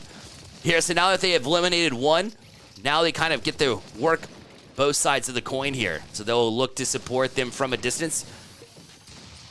And now they'll actually have the advantage to swing around the other side. And if they're not able to get them, sure enough, it's a 1-2 situation. I like the rotation in there. You know, you have one that's just a big body. And if you're not able to win that one-on-one fight, just allow your teammate to go to work. And that's what Devin was able to do to get their first on the board here. Help from that teammate that was taking in that fire, and that's Jackson. Jackson was the one to continuously look to at least force the issue. Force your enemies into a situation that they don't want to be in.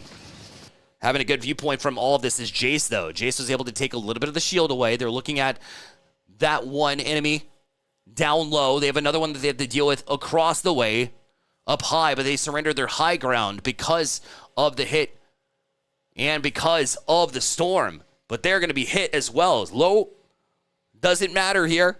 Doesn't matter that they didn't have the high ground. Zayden's going to have to try to build a team out here in this round. Does get one pop. Now looks to swing around. Not enough, though. And it will be a second round of the Rose. So 3-2 now the scoreline.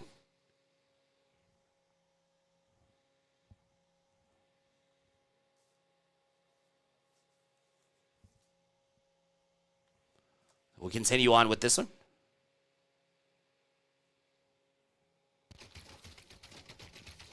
As we see Devin now. Pressured off it with just trying to find a peek here. There's none to be. Just wanted to shield off one. They're going to show and communicate where the opponents are, where their enemies are. Showcase them, ping them.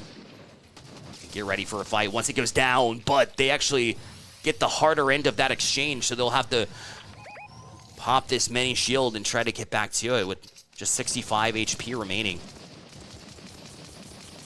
Basically bunkering down is Zayden, but Jace has his high ground, and they're going to look to maybe bridge their way over. They have themselves a viewpoint, but what you do is you sacrifice your own safety in order to try to get to the other side, and yet they still were able to manage to get a couple of hits. You saw the HP drop immediately. That's a good drop. A good knock. And now they want to break into the box too. This is where the box fight truly starts to showcase itself. They got him a couple of times. Not only the shield, but they'll be knocked. Now it's up to Zayden. They should be able to rotate in and have the advantage, but they weren't able to manage it. Was able to build and keep themselves up. Zayden still trying to keep themselves in that safe spot and not catch any of that fall damage either. They've dealt with one of the enemies. Their opponents, though, have 100 health, and now they're able to pop. So now it's going to be even ground, shield, and HP, both at about 150. As you see, the same applies from Jackson here. Jackson has saw Devin fall and now wants to maybe make up for it. But they are right below where Zayden's waiting for him.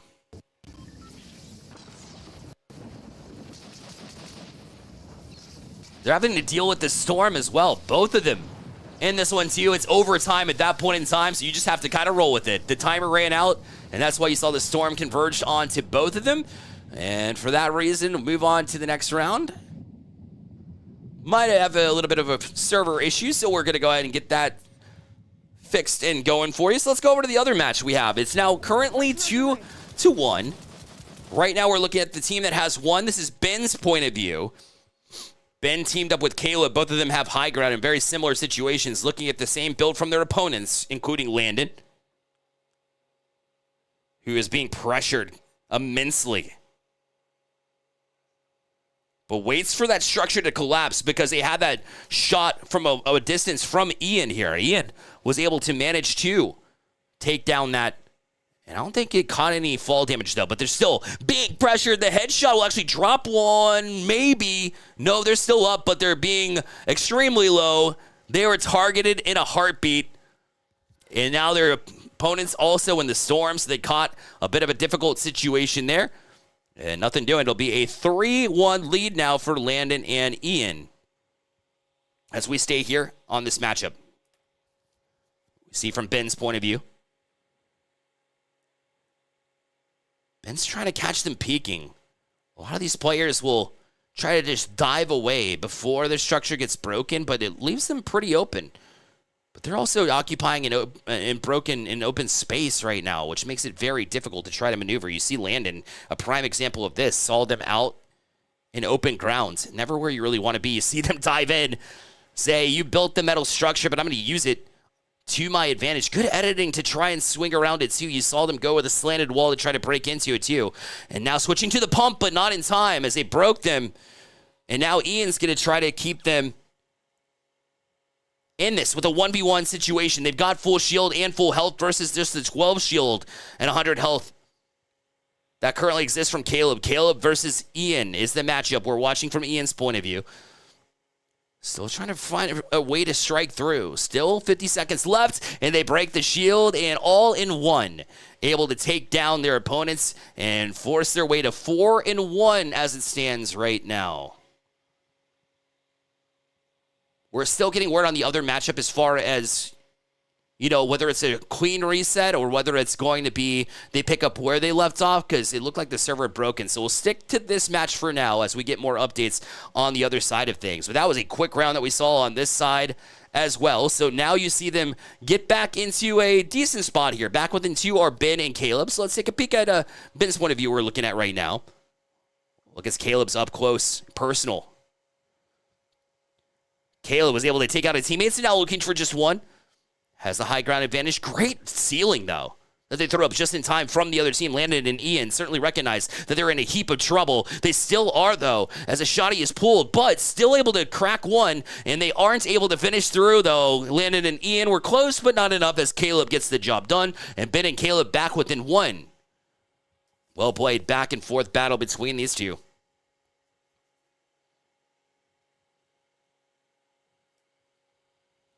Whole lot of pressure here. Teammate Ben is who we're watching. They got a long way to go. Let's check out Caleb now.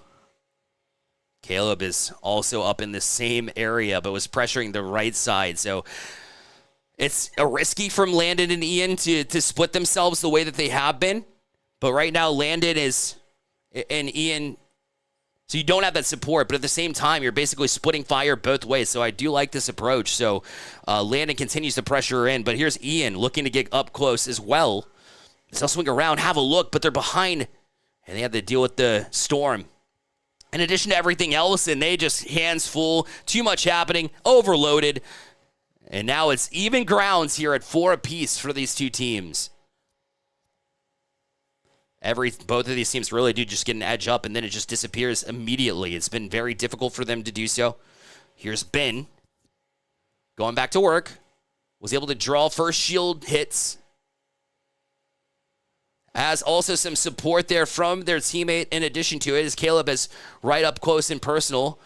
But we still remain with Ben seeing their opponents there, able to crack a little bit more shield. Creating a window just to kind of peek through and see. Sometimes you can see through the wall regardless, and that's what they're trying to utilize here. And a third-person shooter like we have with Fortnite, it's always a smart opportunity to be able to utilize that to your advantage. Look, as that pyramid got them out of harm's way. You know, you build that just so that you have a little bit of shield behind you, but so much happening. Oh, they were stuck in build mode. And that's going to be difficult for them to manage, as Landon was able to take care of business there and make it 5-4 now. Landon and Ian able to kind of work themselves away with this one. Ian already being pressured, by the way.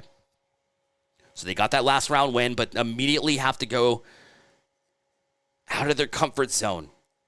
Trying to create their own oasis over here, away from everything else, to try to just heal in while their teammates taking a lot of this heat, but they're still being aggressive, so we'll keep it parked right here from the viewpoint of Ian. Ian built that just in time. You can actually edit your teammates' build, by the way, I believe. So they should be good in case that pressure amounts, but Ben and Caleb are staying put where they are. You see them playing a lot more conservatively, trying to play viewpoints instead, as we see Ben from the other side of this fort battle, back and forth. This is what Fortnite's all about. Trying to find the right time to dive into it, but once they got hit, immediately shell wall themselves in, box themselves in, and then try to get that shield. But you see the pressure just come in from that roof, and then all of a sudden, you're being forced, and you're not able to manage what you're doing. You get stuck in that mindset of, I got to be able to heal. I got to be able to put my shield up. But that was just, unfortunately, not the right time for them to be able to manage to do that. So now a 6-4 battle instead. We're going to still give some love to the other matchup here, too. We've got Zayden and Jace facing off with Jackson and Devin. I'm not sure the official score here. We'll see if we can get that information to y'all. But right now, we're watching from the viewpoint of Jaden. Their team currently is up in the battle and gets another one on the board as well. So that is a 6-0 as it shows on the scoreboard. Again, not sure if we're adding rounds.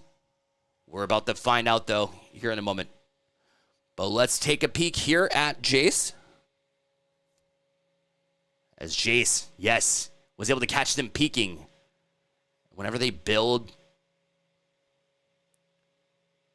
these, what look like lighthouses, but basically buildings straight up, they kind of go back and forth to be able to allow you to peek. But if you're going to peek, you're going to catch a whole lot of damage.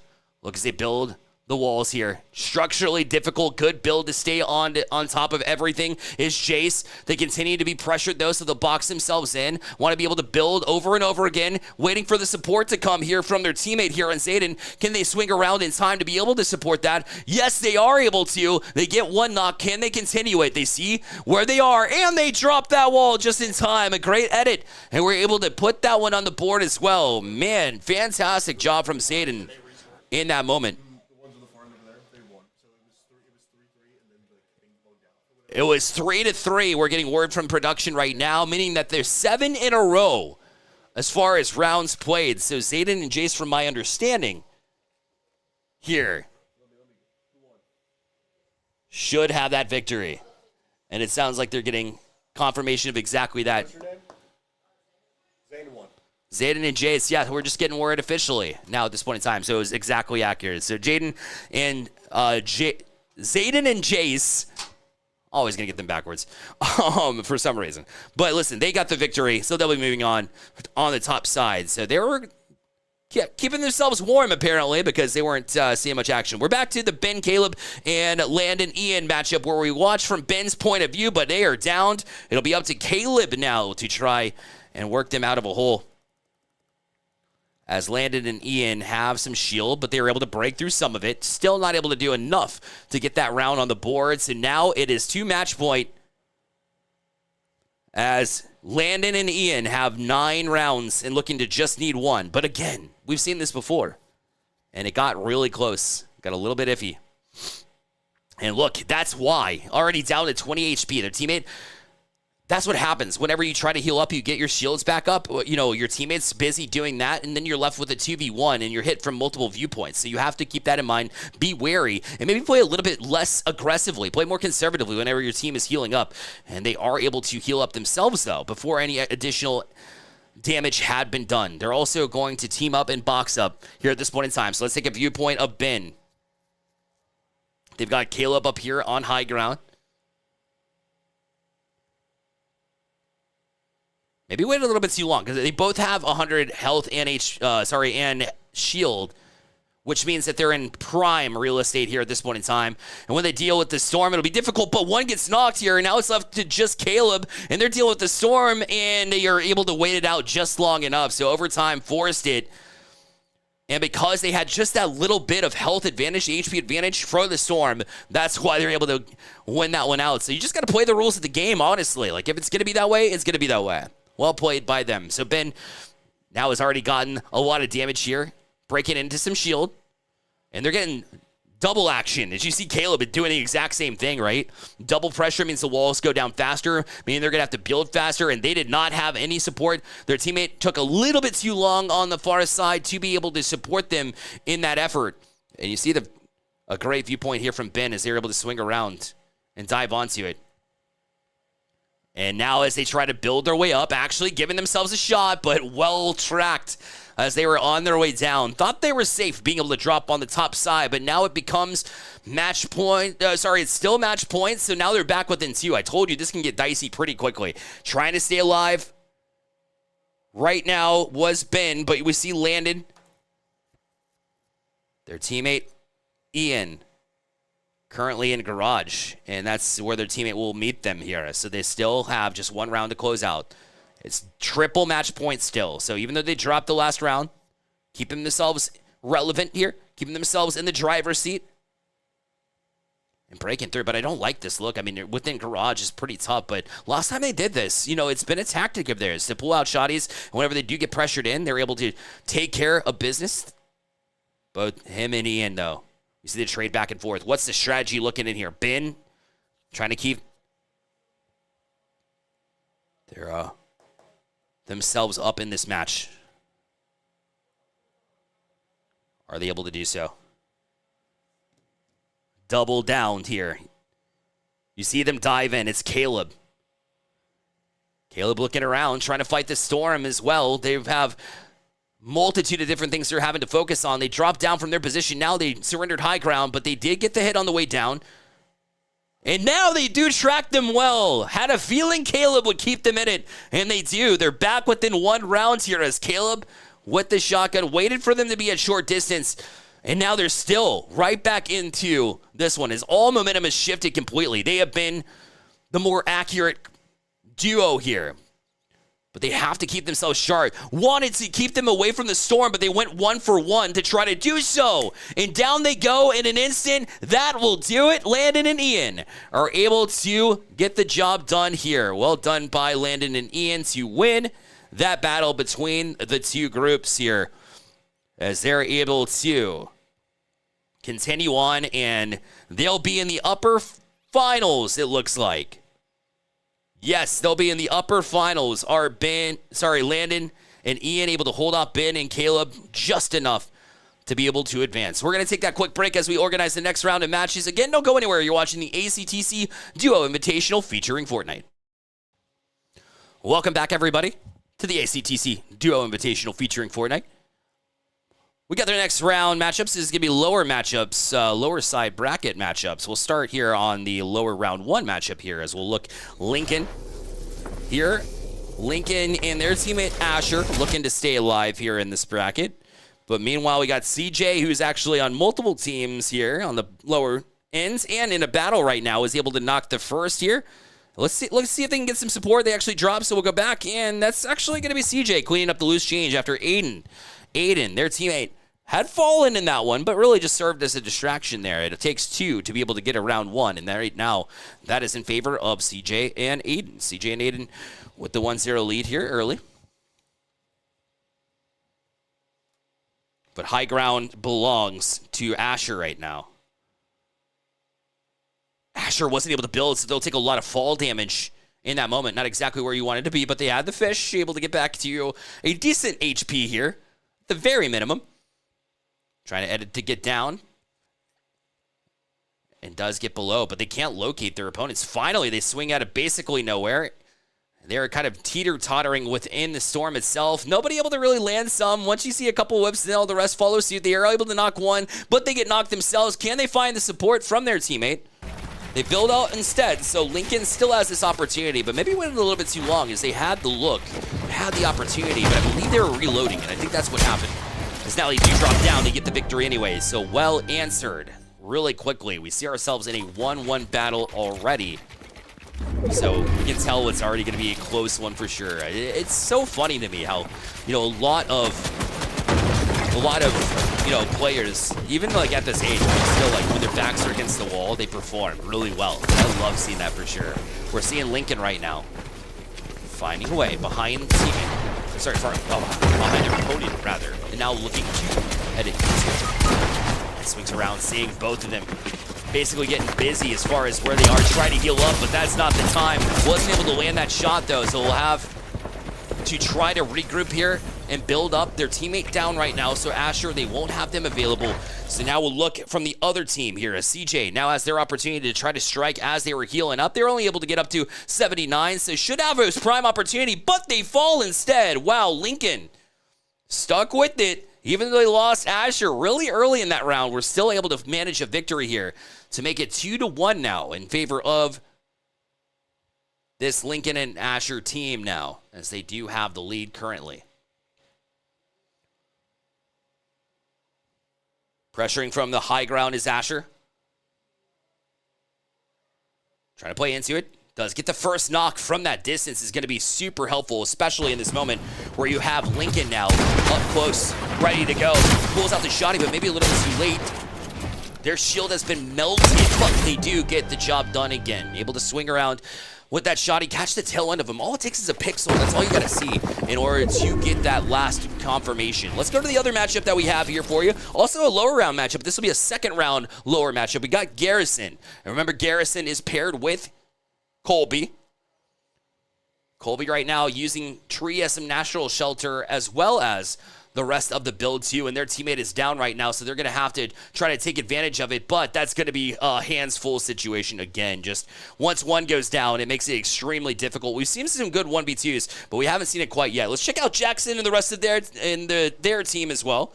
I'll feature Jackson right now.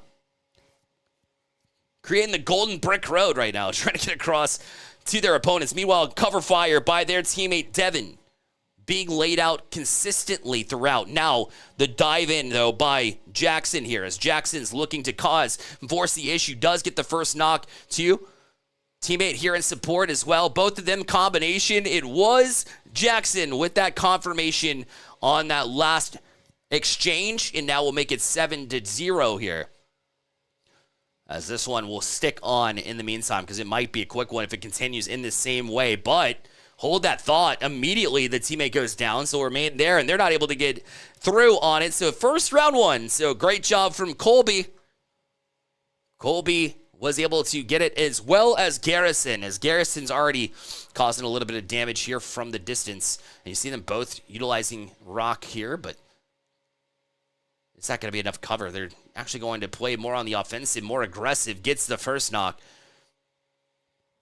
And sometimes you look like you're in a compromised spot, but then you're able to just kind of turn on it. It was a great job to move positionally. You see, they're never stopped, never stagnant. And that was a good approach, a good attempt, but it was not enough to hold him off. So that's 2 rounds, 1 in a row by Jackson and Devin. That was by Garrison Colby, rather, to get their next couple of rounds, to get a couple in a row to keep themselves in this one. Still finding pressure. They're going to have to heal up. Meanwhile, right down into it, but they're going to get knocked. It was Jackson that got a little bit anxious. Got in a little bit early. Was able to pressure 1, and I think the knock was there, if I'm not mistaken, by Devin. But Devin now is going to have to do a whole lot. Great turn. Knocks 1 through the shield, by the way.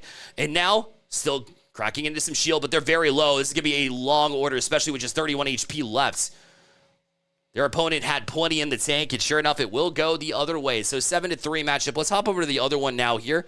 As we see a 1v1 battle, is Aiden getting to work here?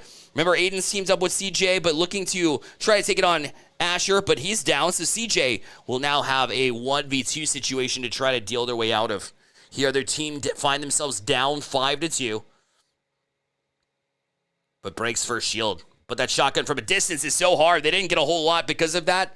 You know that you get that fall off damage from the shotty. That's why you always have to use it up and tight. So when they got 32 on the shield, I was like, I don't think that's enough to do it. But then they actually inch closer and closer, and you saw them get it down. They're on fire right now. CJ now with a couple of back-to-back picks. Their teammate up close personal. They're actually going to be knocked right back to CJ.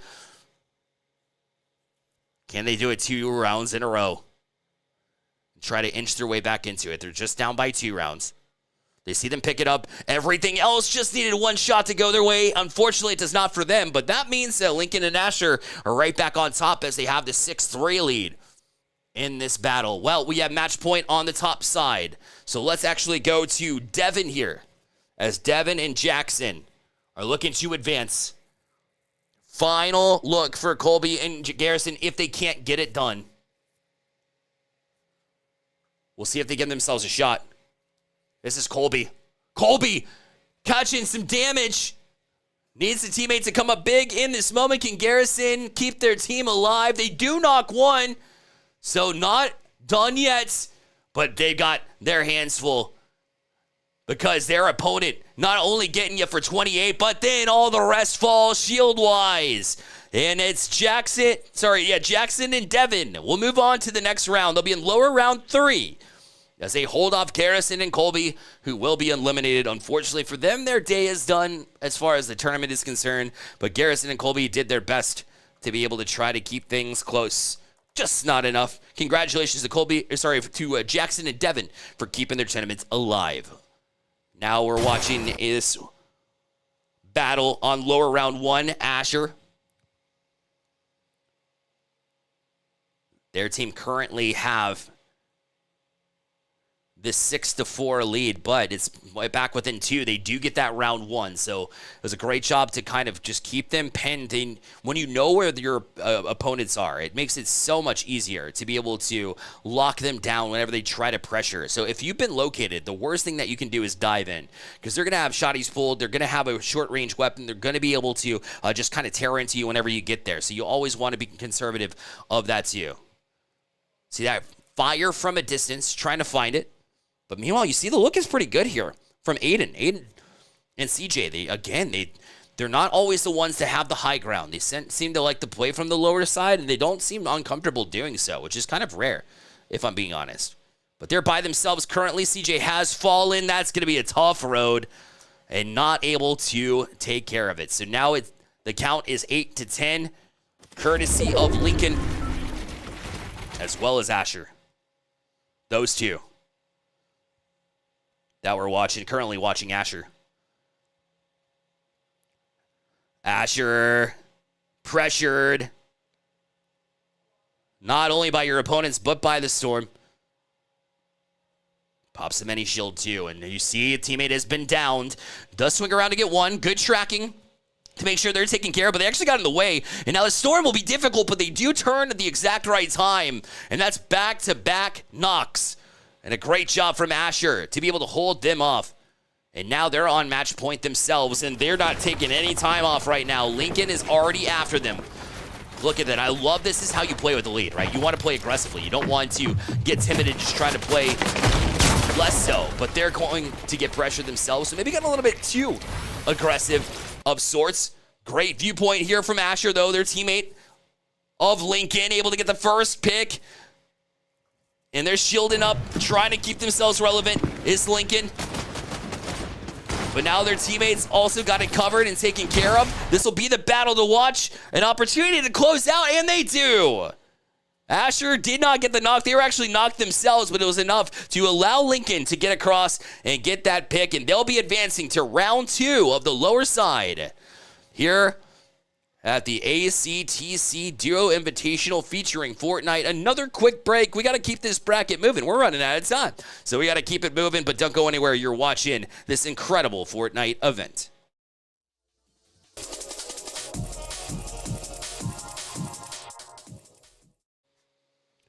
Welcome back here as we've got the next round of matchups here at the ACTC Duo Invitational featuring Fortnite.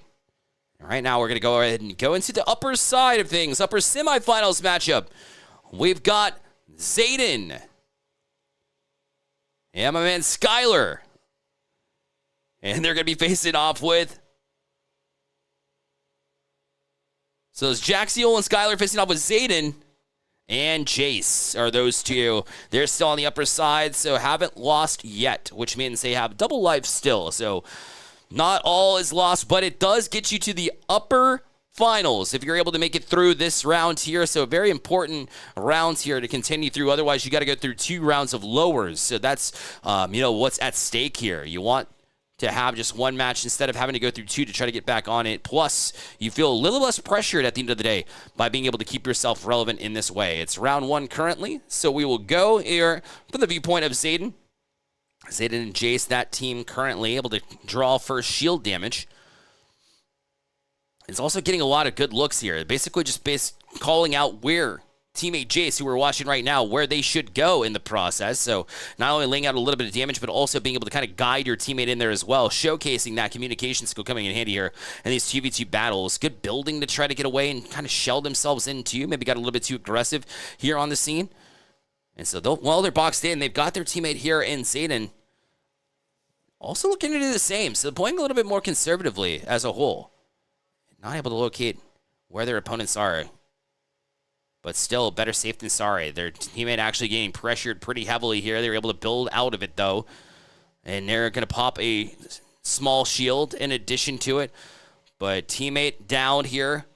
Meanwhile, on the upper side, we've got Skylar. Skylar's going to try to bail them out, as they kept pretty silent. They did a good job of not giving away their position for an extended period of time. And now we'll break into it. You see that they just broke through that wall, just able to pickaxe through it, and then be able to pull out their weapon in time to be able to cause damage and not take damage of their own. So they still got 50 shields. And now they're in the 1v1 battle. It'll be between them and Jace currently. So they'll try to drop down and find it. But Jace has located them clearly. So now we see from Jace's point of view as they look to take it onto Skylar.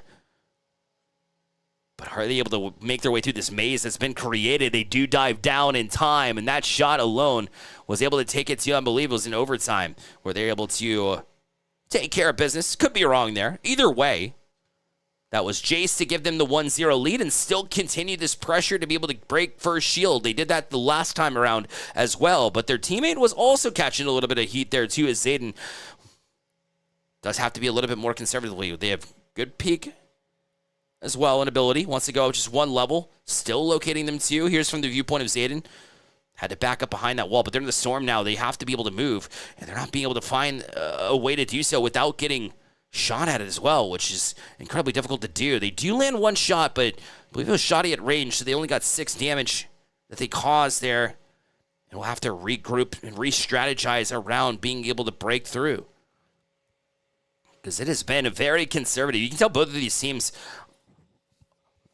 very mindful of how they should approach each individual exchange, but right now it's causing them all sorts of issues. It doesn't matter that time around, though, as they do get that victory here, and they'll go up to 2-0. We've got other matches going on, too. Let's check out this one as Lincoln finds themselves alone. Asher is down, so they're in a 1v2 situation.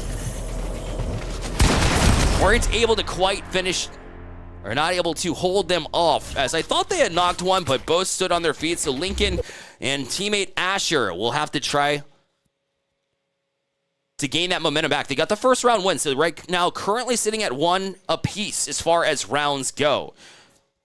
Other team is CJ. CJ's other team, unfortunately, had fallen, and so other teammate, which means that they'll have another hero moment or opportunity to be a hero, but that's going to be just so much to try to deal with there. As this one is a lower round bracket, by the way, so these teams are also fighting for their tournament lives, and it shows with how close it is. Currently, a 2-1 standpoint. Right now, Lincoln is after him. Wants to drop down. There's not a whole lot that you have to fight off of. They knew that as they dropped down. Perfect timing from them as they want more. They're getting hungry. Sometimes you can get a little bit too aggressive, but I like this moment from them. As now they are just spinning in circles here. This is from the viewpoint of the other team. CJ wants to keep them into it. As Asher now tries to follow into it. Has their teammate there too, and I think they did enough where they were able to fight that off as well. And now it's 3-1 instead. As they continue this back and forth battle. Finally some momentum gained here by that Lincoln and Asher squad though. As we continue to watch from Asher's standpoint.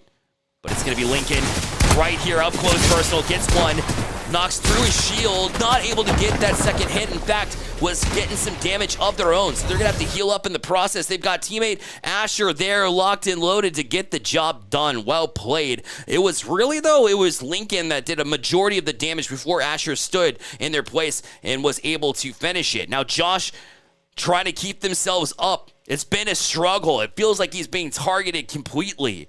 And that's forcing Josh to have to try and make big plays over and over again. It's not anything that Josh is doing wrong. It's just that they're being targeted early in these ones. They call it rapid reactions for a reason, because those rounds happen right back to back, and you got to be mindful of where your opponents might be. But CJ trying to keep them there, had the line set up. Only 3 HP in a dream here at this point in time, and I'm not sure they have the power to be able to hang into this one. They do get a little bit of damage, though. That was 66 on them. And they have one down as well. It was close, but they couldn't quite come up with a round victory. And now that momentum continues, a 5-1 matchup. Let's go to the other one. It's 2-2 currently between these two teams. Jaxiel is who you're watching right now. They've got teammate Skylar there too, but Jaxiel was able to get that last pick here and make it 3-2 to get this slight edge here. Let's watch teammate Skylar as they've got their shield knocked. You have Fish to be able to heal them up slightly. In the meantime, be able to build around it. This one seems like a heated matchup. You can tell it's an upper side type of situation here between these two. Look at the building here. It's just a completely different vibe now. You've got two complete full builds. They've been able to stock up on mats here because the round has been extended as long as it has been. Skylar's by themselves now, but it's a 1v1 situation between them and their opponents in Zayden. Zayden has the lower side here as they're going to try to pressure down. They had located where Skylar was and then tried to just break through the wall to get them to fall on top into their shotgun sights. But they're being good at being patient here. The build is good. They do take some shield and able to fight off what was a dangerous situation. They were boxed in and did a good job to hang with it. I'm glad we stuck with that one because it'll be even grounds here at 3 apiece here in this matchup. We'll hang here for one more round. The other matchup that we were at is getting close to being finalized, but we want to be able to swing it here and check it out. Let's go to Jaxiel right now.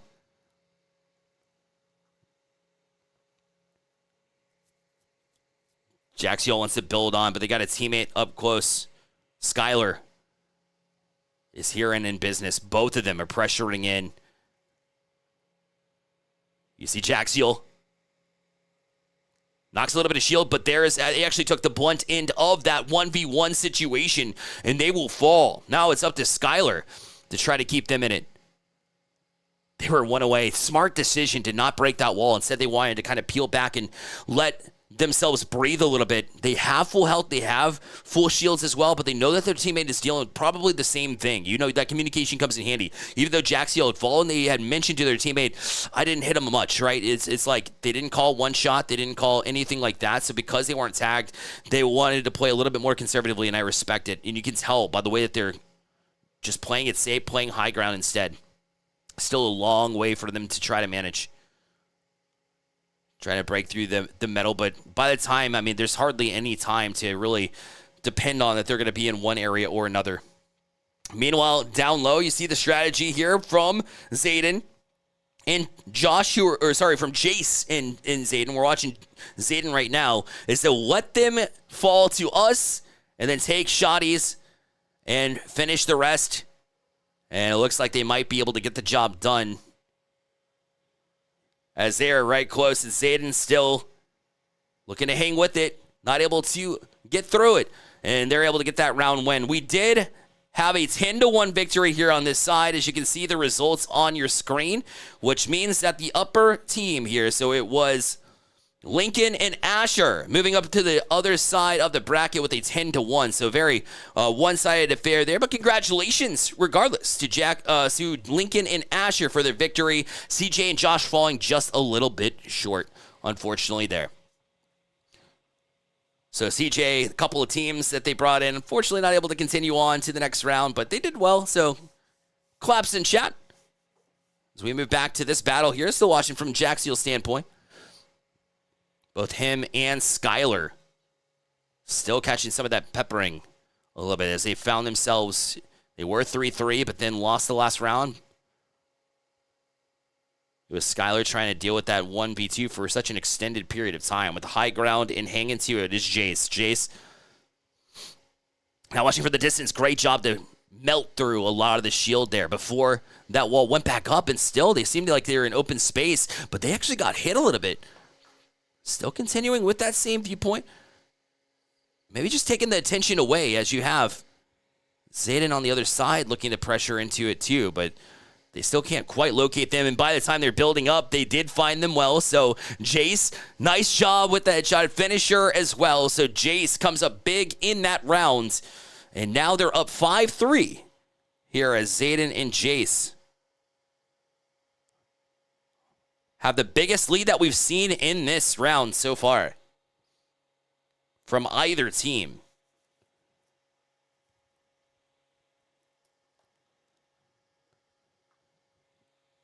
Jace from the low grounds. It doesn't seem to bother them again. Like, that's been their identity basically all day long. And you love to see it from these two. Still pressuring into it.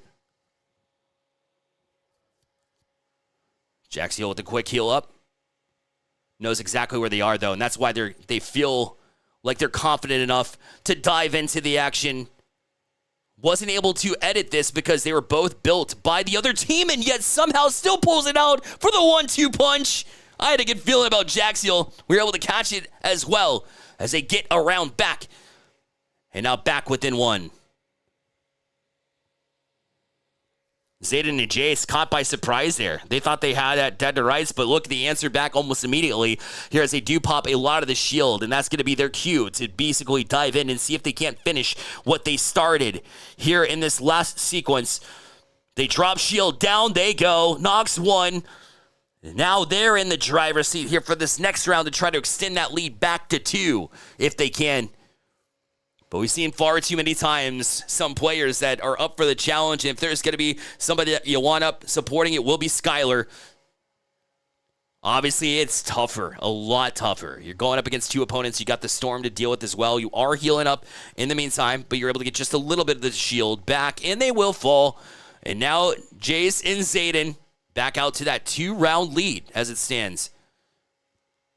Can they continue on to it?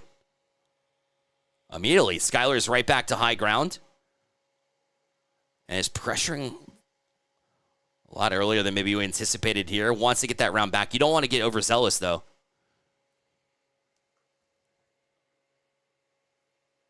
Because just because you want to be able to get around back doesn't mean that you want to pressure early, doesn't mean that you have the advantage in those moments. So that's been one thing that Skylar's been running into. Otherwise, been incredible when it comes to aiming. You can tell just how much they can aim into it. That was a great job from Zayden to be able to find just a little bit of it. Now we go to Jace's viewpoint. Jace wants to dive in. Already had teammate there. Zayden was able to take out one. Looking around for it. And they have 100 shield to their name, able to heal up too. And when they fall right into the sight lines, that's when you finish them off. It was a good attempt there from Skylar to stay there, but Jace is able to steal that one away, make it a 7-4 lead currently between these two. Jace and we're watching their teammate Zayden at the moment.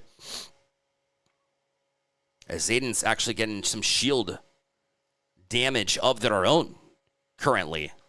Look at the dive in here by Jaxiel. Is it enough? No, it's not. You dove into the lion's pit and you caught the teeth. Unfortunate situation there for these two. They thought they had the advantage there, but it was not to be whatsoever. Jace is right there and able to box themselves in. Right back to work. Right where they left off.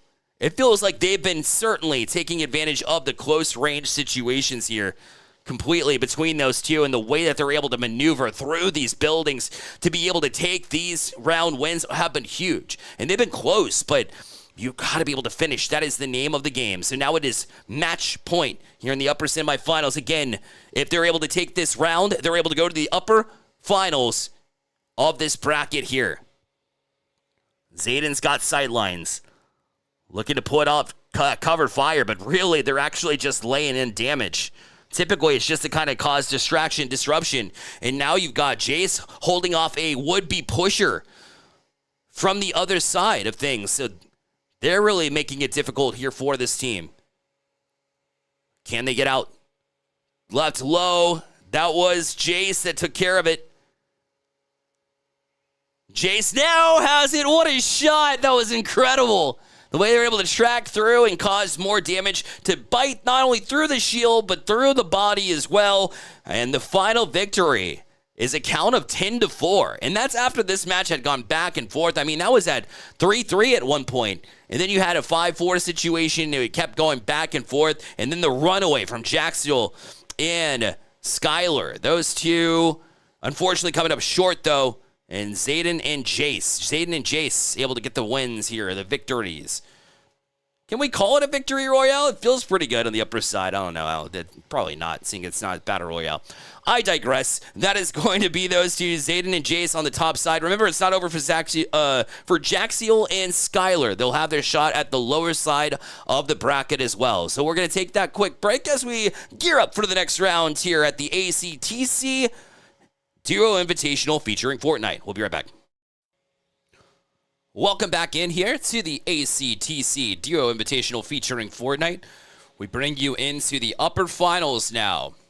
As we just saw the advancement of these two teams, we'll start with the top side. It's Jace and their teammate Zayden facing off with Landon, who will be in this skin here. And then we've got Ian and this skin here. So finally, 4 different skins that we can potentially track through, which will be nice here.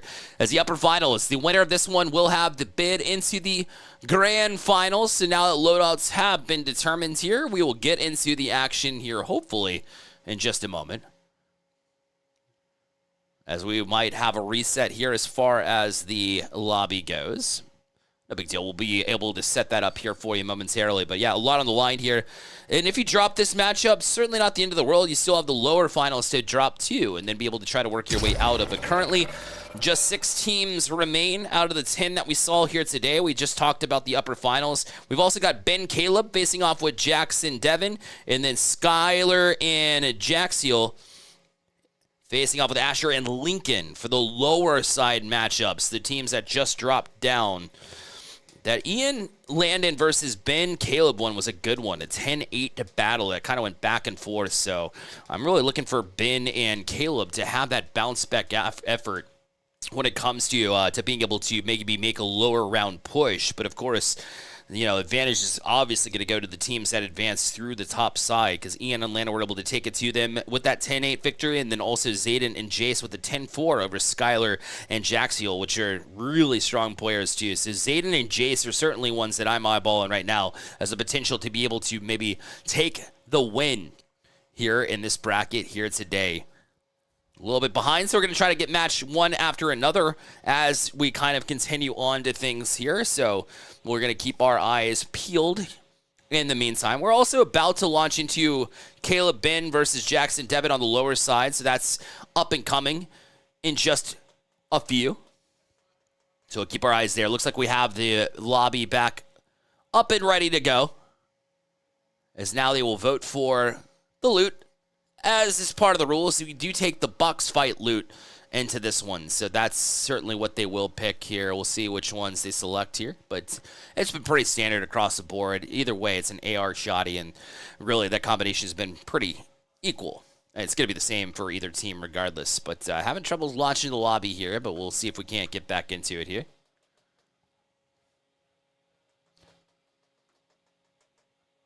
I think we might actually have our other matchup loading up as we speak, but let's just give it a sec here as we pull it into it. Both are ready to go. Nope, one's still cooking in, but we do have the Caleb Ben versus Jackson and Devin matchup, as they are just now selecting their sides of things. So let's go ahead and introduce them and see what skins they're rocking, so maybe we can keep track here.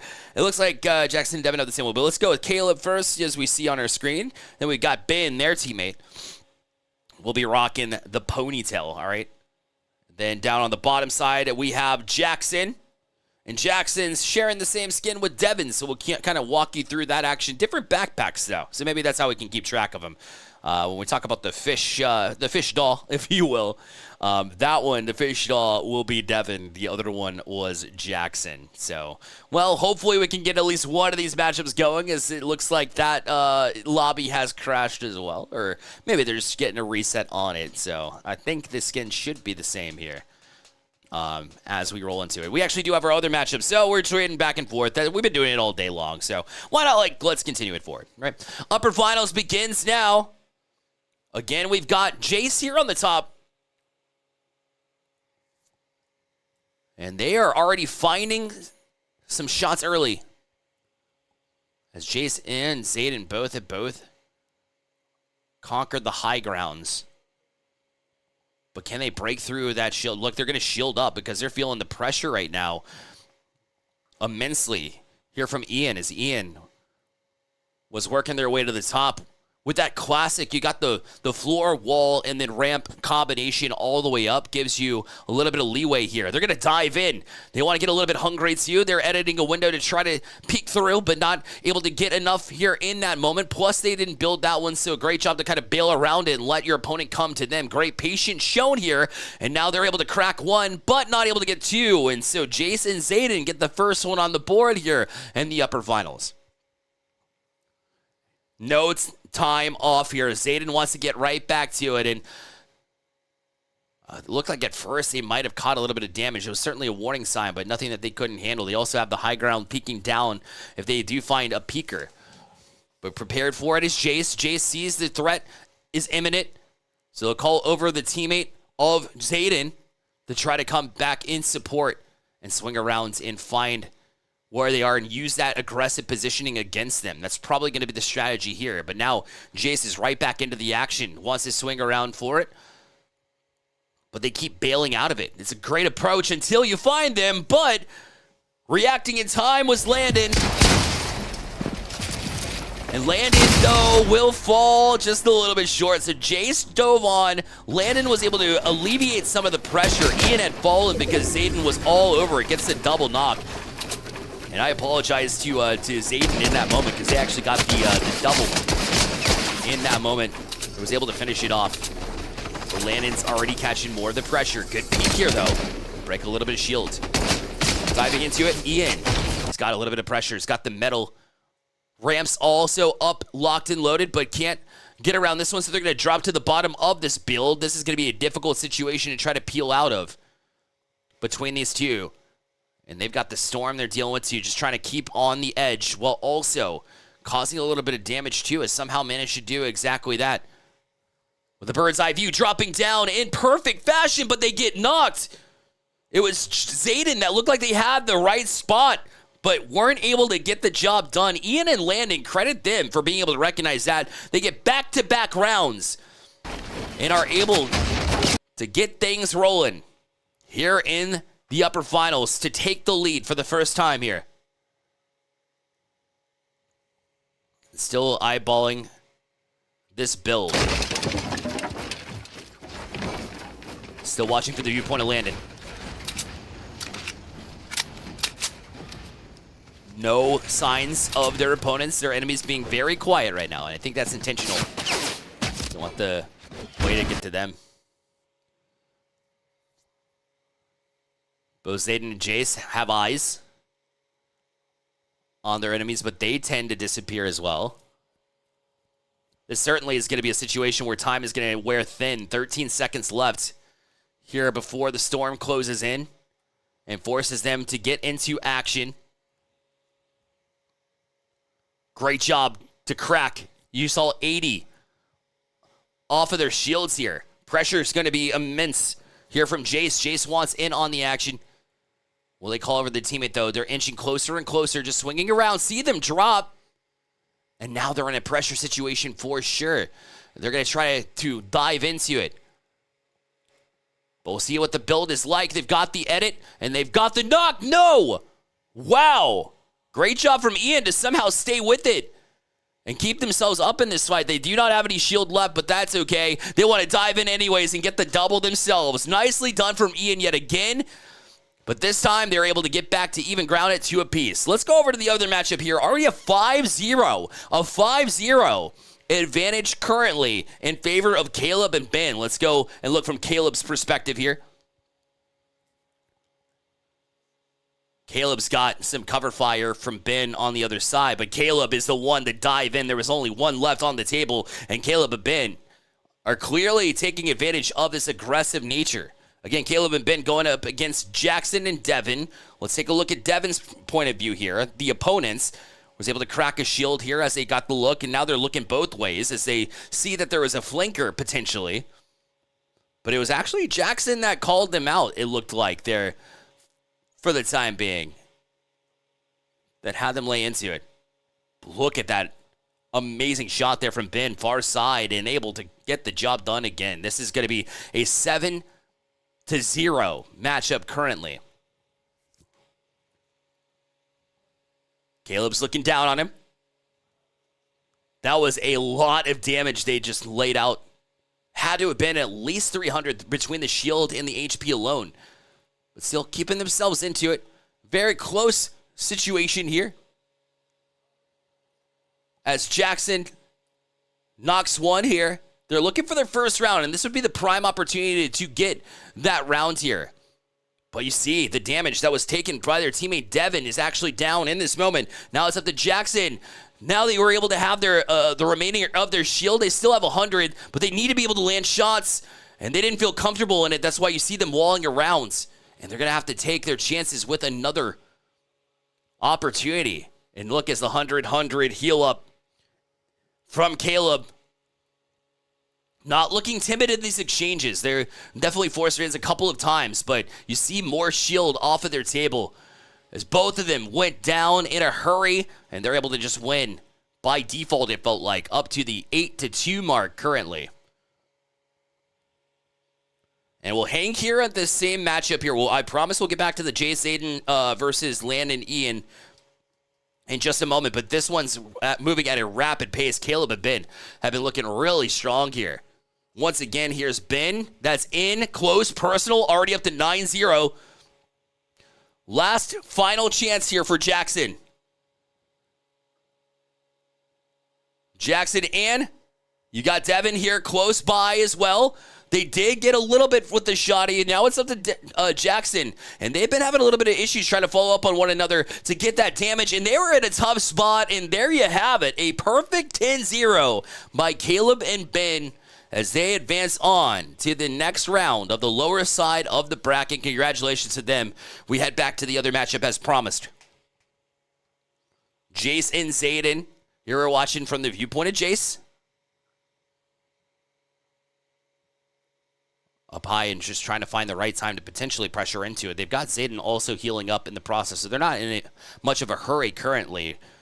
So that might be the cue here for Ian to try to dive into what could be a dangerous situation, though. You never like what you see against this Jace Zayden team, who have been known to really wait for you to pocket in with them and to be able to have the strategy from a short range to be able to really put you into a compromising position and kind of take it from there. You see them work around it, but they're actually getting a lot of damage caused. Meanwhile, the other side, that was a headshot landed. Well done here from Landon to be able to not only get that knock, but then to be able to heal up momentarily and crack the shield of 123, but they're down. Now can they get the support? See if Ian can come through with a super quick adjustment, but they were too far away, it felt like, to be able to cause anything. They're tracking one after another, but they're pressured by the storm. These builds have been good too, and plus the shield is super heavy as well. They were in a bad spot, and Jason Zayden come out with another round win, and they'll be up 6-10.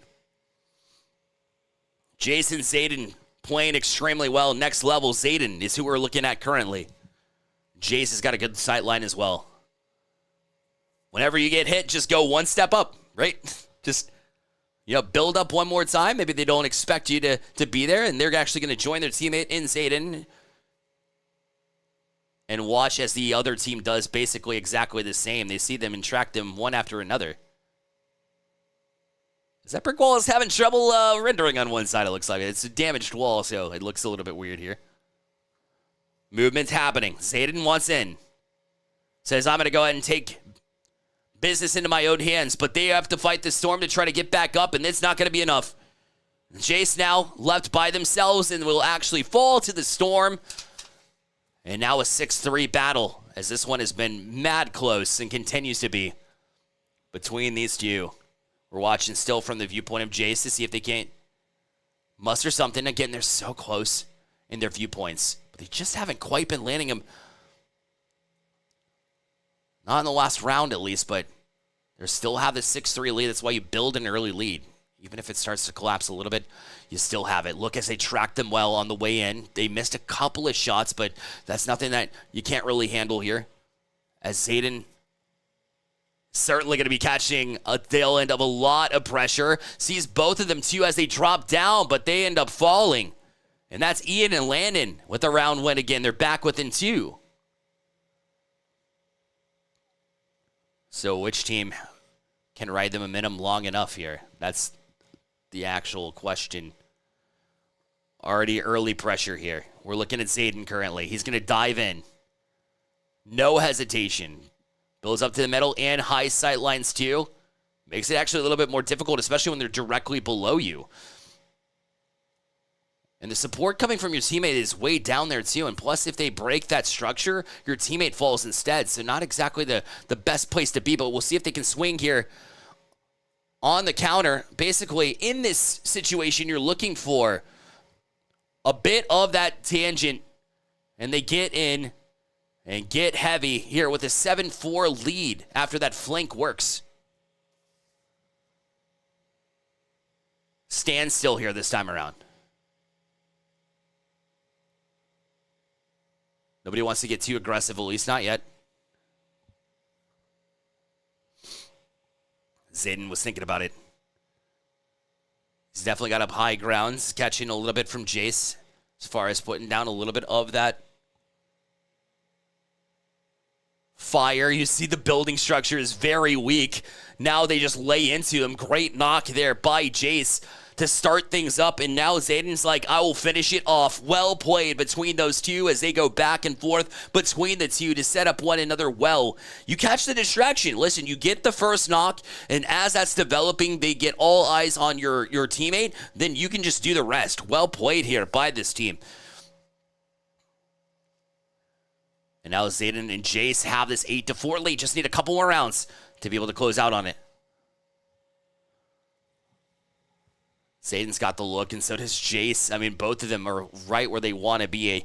I think Jace has got the better of the sight lines here currently between both sides. and tracking. Let's go to the other side here.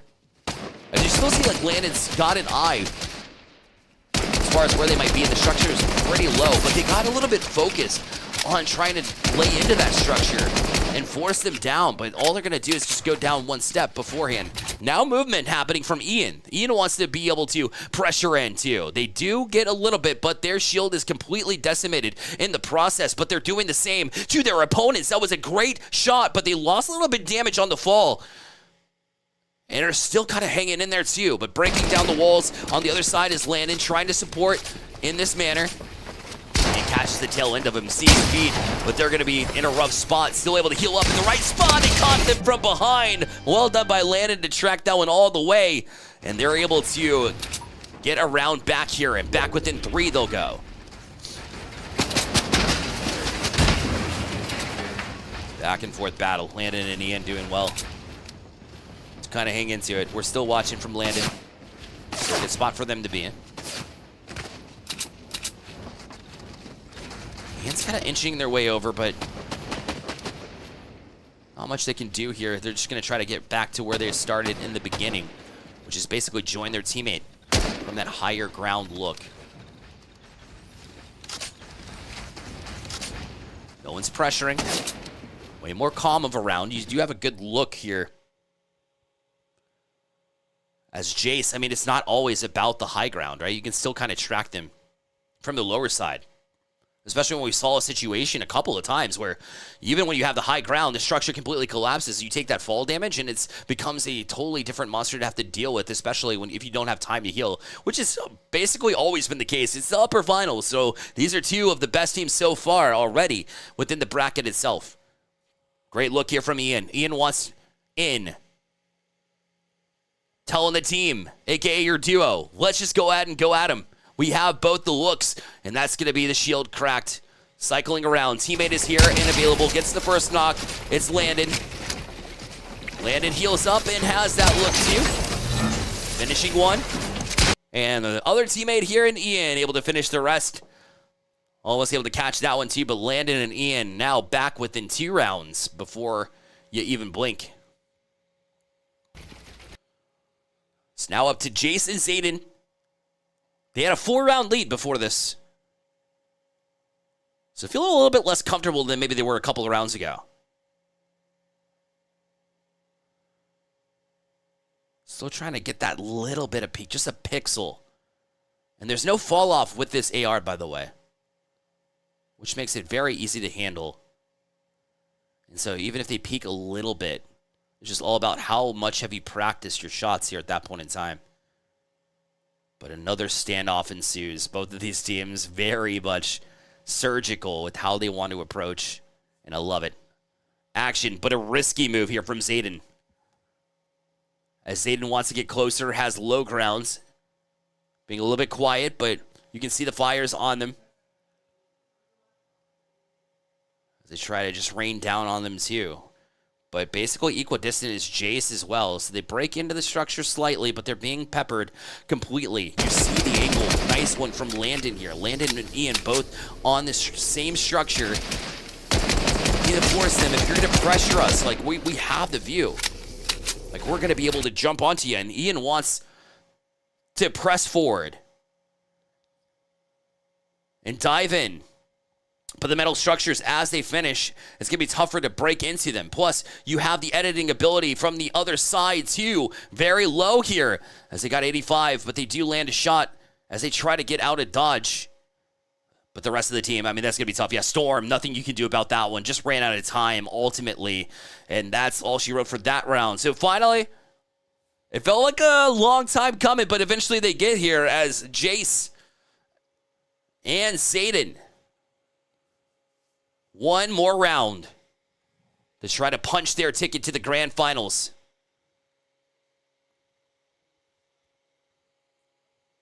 Now it's Landon and Ian trying to dig out and keep their chances of the upper side still alive to be able to give themselves that advantage. I like this look from Landon to try to at least give yourself an excellent look at it, but what Jace and Zayden are doing so well is they're able to keep some some cover above them So not only are they building up with ramps, but they're also got a ramp above them to try to shield away from any of the would-be fire from the other side. Look at this one. I mean, this has been just instant into the storm. How much damage can you cause, essentially? And it looks like Ian actually got the better of the exchange, and they will get that round one as well. And continue on here as they're able to get their 7th one on the board here and stay alive for now. Just playing late into these rounds, playing tactfully as well. So yet another match point chance, though, is Jace. Look at him. They're giving comms to Zayden here, too, to get one row up as they've got the off angle that looks a lot stronger as far as being able to attack into it. So they're basically tracking one side, and then if they swing another side, they're able to basically take advantage of either way. So just a multi-look kind of approach here. It's been excellent between these two. And the great drop down, as you saw. That was Zayden. That was able to set them up and want to be able to set up Jace as well. But we'll see what type of movement we begin to develop here. Down on the other side, their opponents, Ian, you see what perspective they're looking at. It's a little less comfortable, but still a little bit higher ground to be able to try to break into it, but caught a little bit of shield damage on the way. As that was Zayden trying to be able to finish the job. They've got some help and support. We're going to go to Zayden now as Zayden shielding from above while Jace shields up themselves. They also now have full health, full shields. They'll have the advantage here. And they go, still keeping themselves in this situation, but they're dancing above them as well. So Ian is just trying to track with them. Plus they have to kind of play to storm as well and below.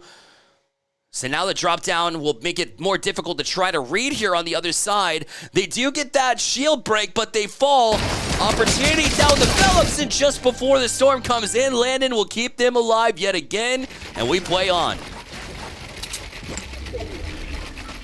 Now it is an 8-9 matchup.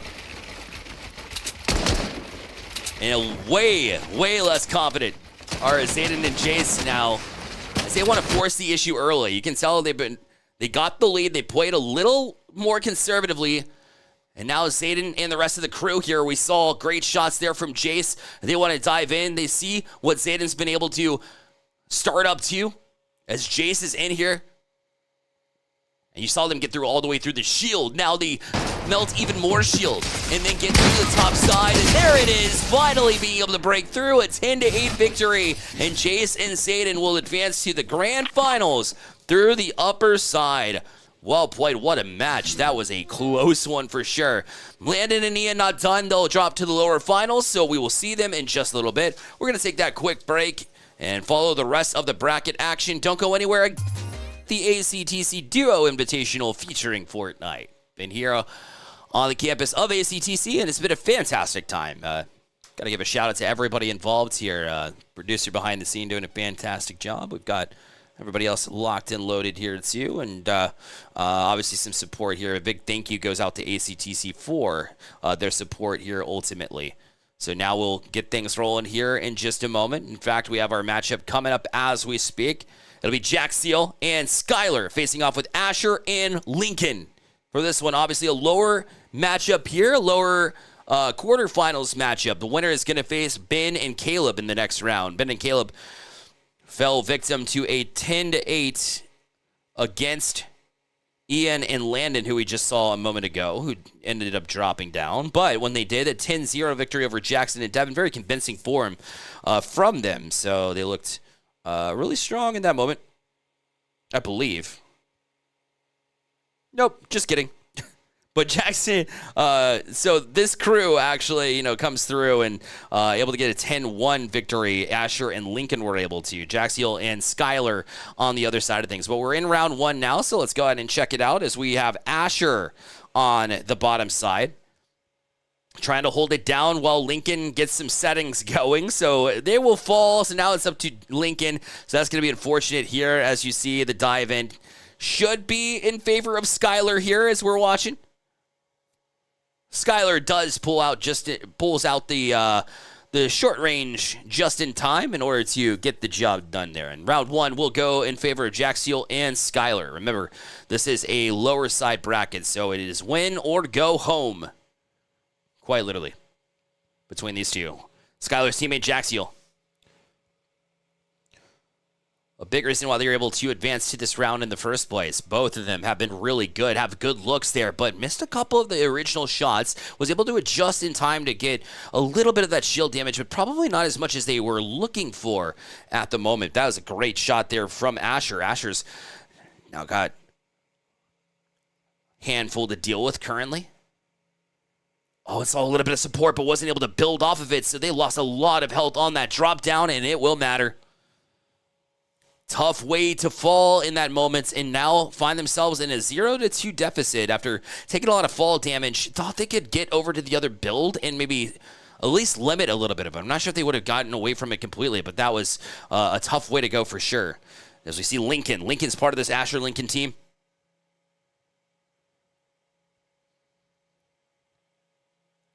Has range.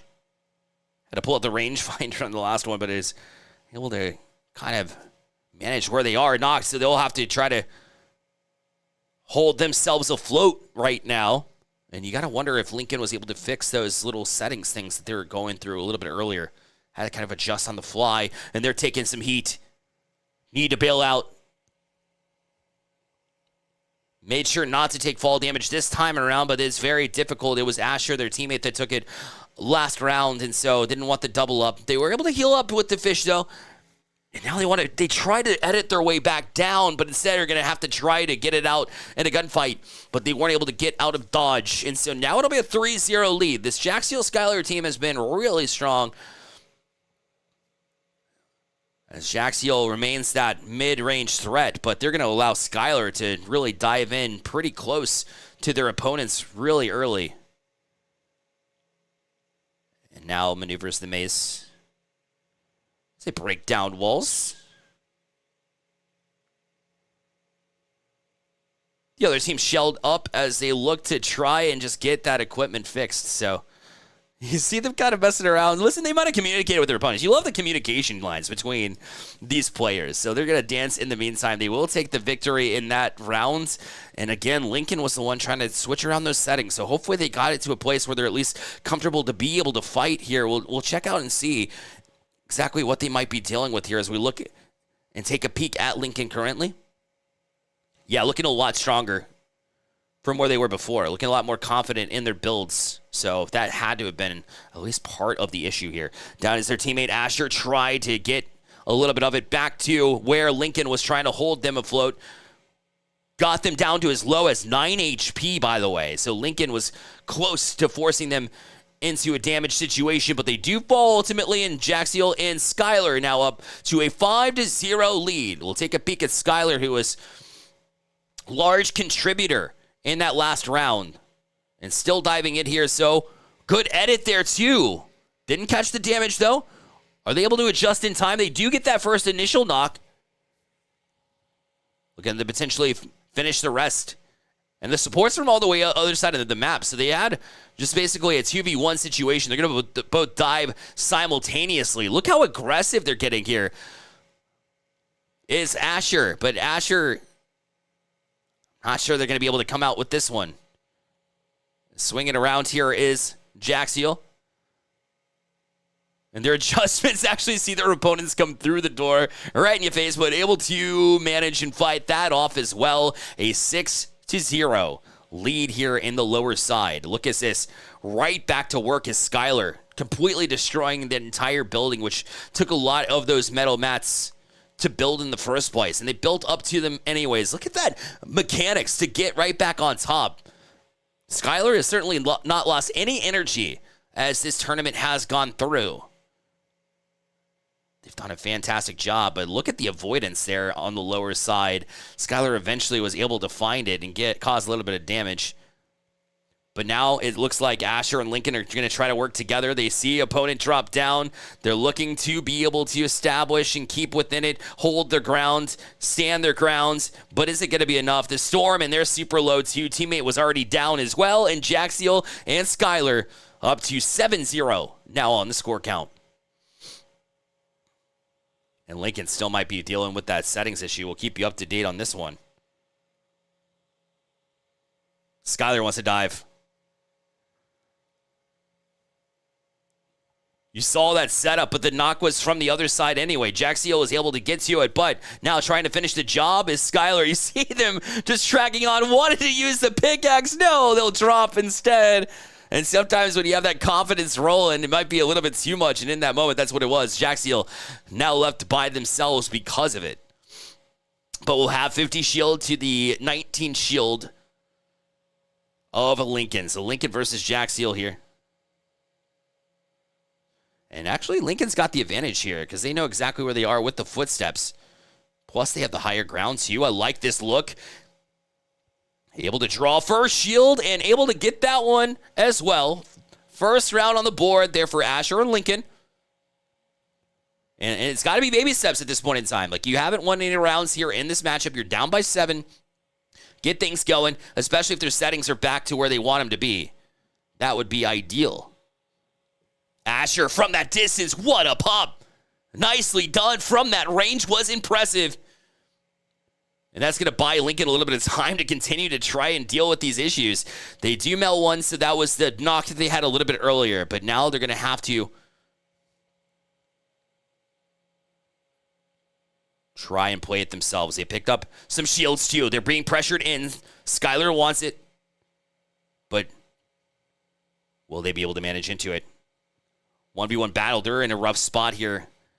They're waiting for the edit. Look at them just standing right outside of it. And they broke through instead. And they're still in a difficult spot. And they will eventually get to them as the overtime will tick in favor of Jaxiel and Skyler and push them up to an 8-1 mark here at this point in time. And look as Jaxiel takes no time off. Right back at you. But they have their shield melted. But one is down already. And it's left to just Asher now at this point in time.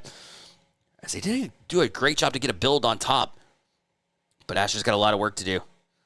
And they're trying to edit on top of everything else, and they will fall shy. Now it's just one round away to continue on. Asher and Lincoln, one last chance. And we'll see how they approach. Typically, it's Skyler that has the more aggressive approach here. And they do have the sight lines, too, and it looks like Lincoln, unfortunately, might have had to either disconnect or do something else, but has given up hope eventually. So Jaxiel. Now it's all Skyler fall. So now it'll be a 1v1 situation and scenario. As they hop in around the pyramid, they have to work around consistently. Tries to edit it to give them just that little bit of extra shield around it with the pixel. And now drops down, sees them below. Right by a rock. Step by step down. They'll break them down. And now she has to finish out, but you see the build to keep them alive right now with the 2 HP and almost had enough for it, but they continue on. Asher and Lincoln with one last opportunity. Again. Keep themselves relevant for now.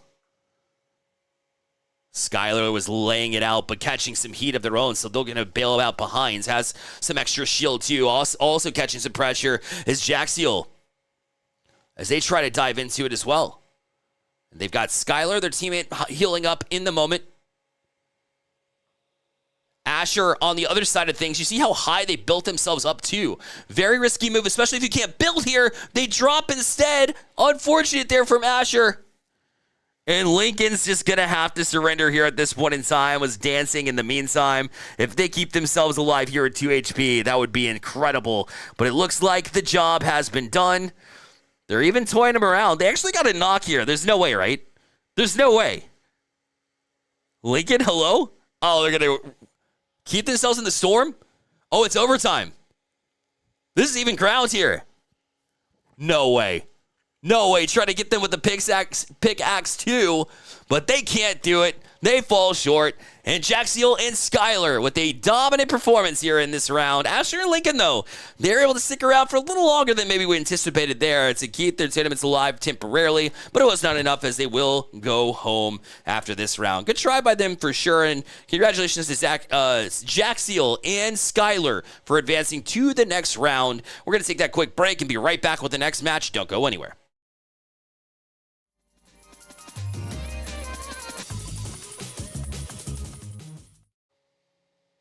All right, back into the action. We appreciate your patience there. As they just, we had some other teams practicing in what used to be the stations of what we were watching, but we're good to go now. We have finally gotten to the action. Let's introduce our teams here for this matchup. We've got Caleb, who is working on some things as far as settings go. Ben is part of this team as well. So we saw that last time too, where we saw Lincoln might have had some issues with their settings. So potentially maybe that's carrying over. But either way, now is the time for Caleb to jump back into action here, as their teammates have been down. Teammate had been downed, and now they'll have to try and keep their hopes for a round number 2 alive, as they did drop the first round to Jack Seal and Skylar. But they still have a realistic opportunity here if you're Caleb, although it might be running thin here because of the storm. But they did get a couple of shots off, but it was just a bit of a contingency plan, it looked like here too. Again, they're going up with the team that we just saw in Jack Seal and Skylar, who's laying into them right now. Skylar just caused all sorts of damage. I mean, just went through the shield, plus extra HP in addition to all of it. So we'll see if they can't come up with a knock here. They weren't able to quite finish to that degree.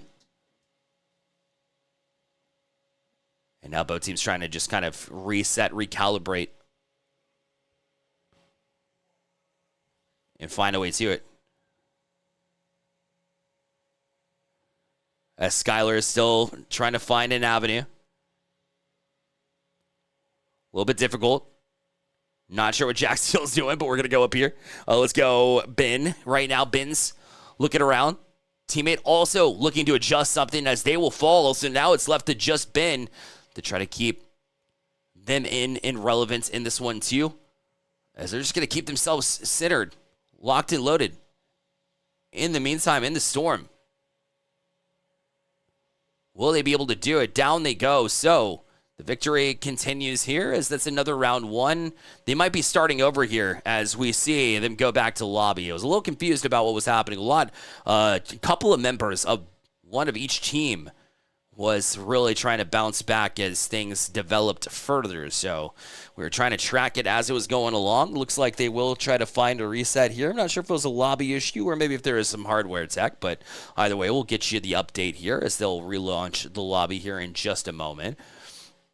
And it might have been a resolution type of situation here. It might have been a little bit difficult to read, so yeah, sure enough, it was frame rate they were looking at. So either way, that means it was a bit of a hardware issue, but we'll be back in just a moment here as we continue on to see who can't advance. Again, if you're just joining us for the very first time, we appreciate you joining us and hanging out with us. In the meantime, we bring you into the lower semifinals, as this matchup needs to be taken care of before we move on to the lower finals. The winner of this matchup will go on to face off with Ian and Landon in that squad, and then they're looking to get their revenge back up on Zayden and Jace, who currently sit in the grand finals, awaiting their fate to see who they're going to have to go up against for sure. So, again, this Ben Caleb versus Skylar Jaxiel matchup about to start off in the lower semifinals. Continuing on in just a moment. Looks like we're reloading the lobby as we speak, so we will connect here when they do. And back in it we go.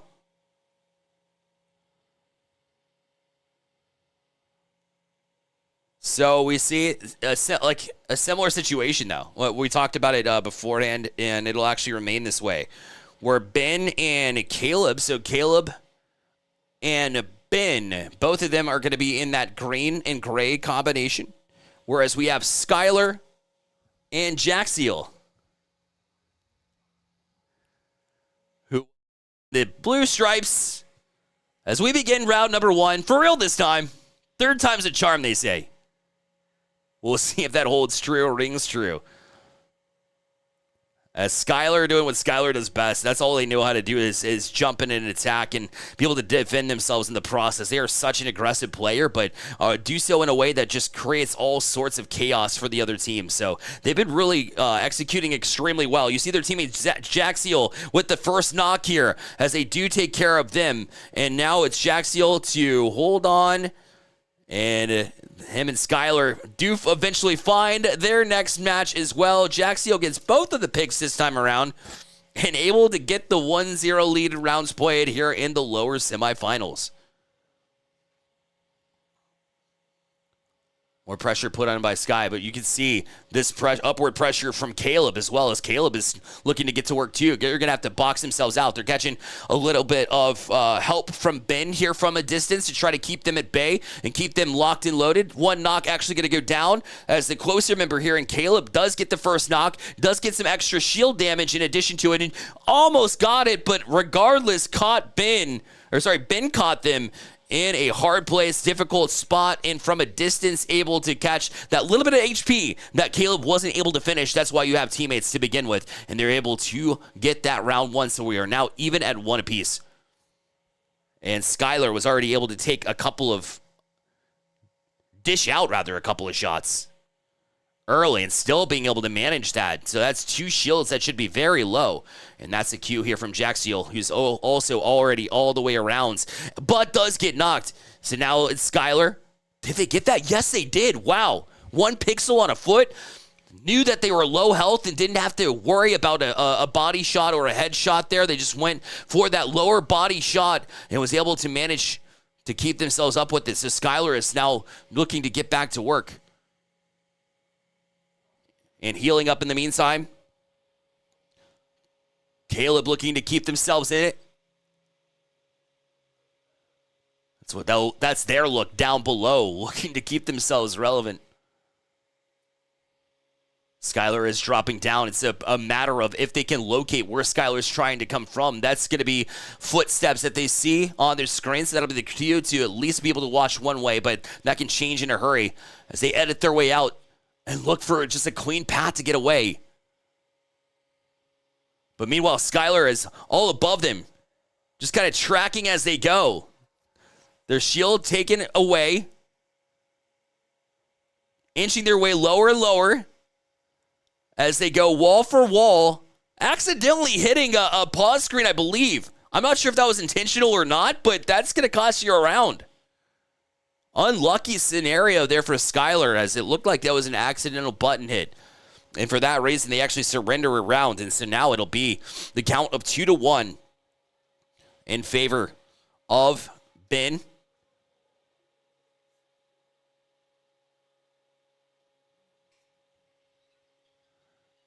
And Caleb, who's up high right now. And look at that. I mean, that's just a good look. You put yourself in that prime spot, and if it's edited and they're trying to get away from a low look from Ben, that they are going to catch that heat from Caleb up top. Like, it's as simple as that. Try to get out, not able to manage it. So now we see that Ben's up close already. I mean, they do not miss a beat. Like, they're already up on it immediately. Like, they call it rapid reactions for a reason, and they are just doing all sorts of work. Make it another pick that they've got, and they've also got the support on the other side here from Caleb, as Caleb looks to just lay into them with a lot of damage. They also have the look from across the way here from Ben. Ben is able to pick up on it and melt the rest of the shield. So we go back and forth and just look between these two how much damage they're able to find, able to knock them from their hiding spot up top in the treehouse. Bye-bye. Down you go. And now a 4-1 lead because of it. Now it's a comeback effort called as Jaxiel finally able to draw first damage on a shield here. As Skylar is looking to do the same here. But look how far they are currently. They are usually the one that's really aggressive out there making those plays, really starting to force the issue. But instead, the issue has been forced upon them. Now, they do see some building beside them, so they know it's going to be close. But Jaxiel sees them, knocks them. Nicely done to track them. And again, that was Skylar being able to call that out in communication. So now Skylar's turn to get in on the action. Skylar is going to jump in as well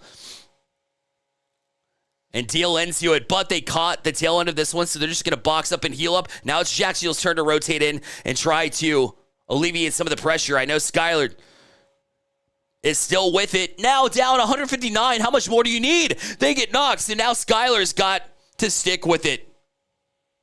But can they? Got the opportunity and do exactly that.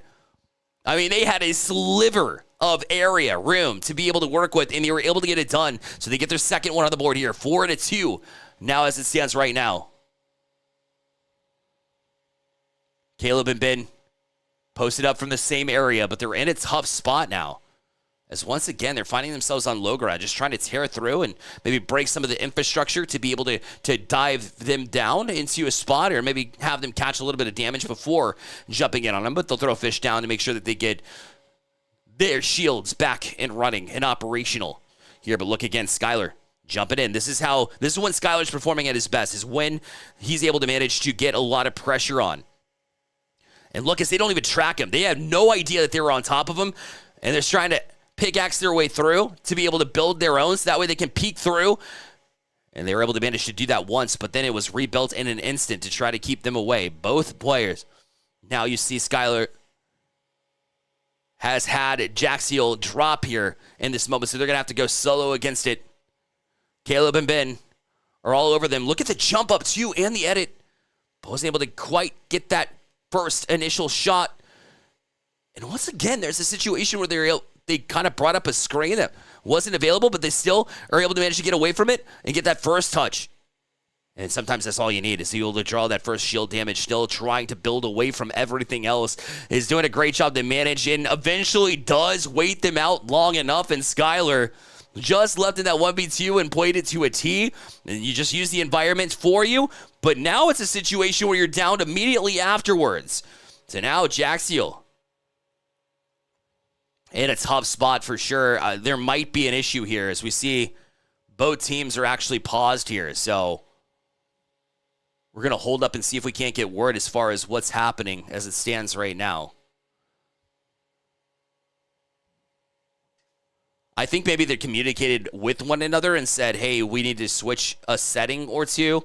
And maybe it's a gentleman's agreement to say, hey, we're just going to kind of wait for you to get everything situated here before we move on to it. Maybe be a tech issue here, as they are looking at a certain situation currently as it stands. We've been told it's a mouse issue, so they're going to get a replacement for that, hopefully. Be able to get in the action here for the moment. I'm wondering if that was Skylar. Either way, the rules would say play on. And right now, it looks like they are playing on. So, back to it.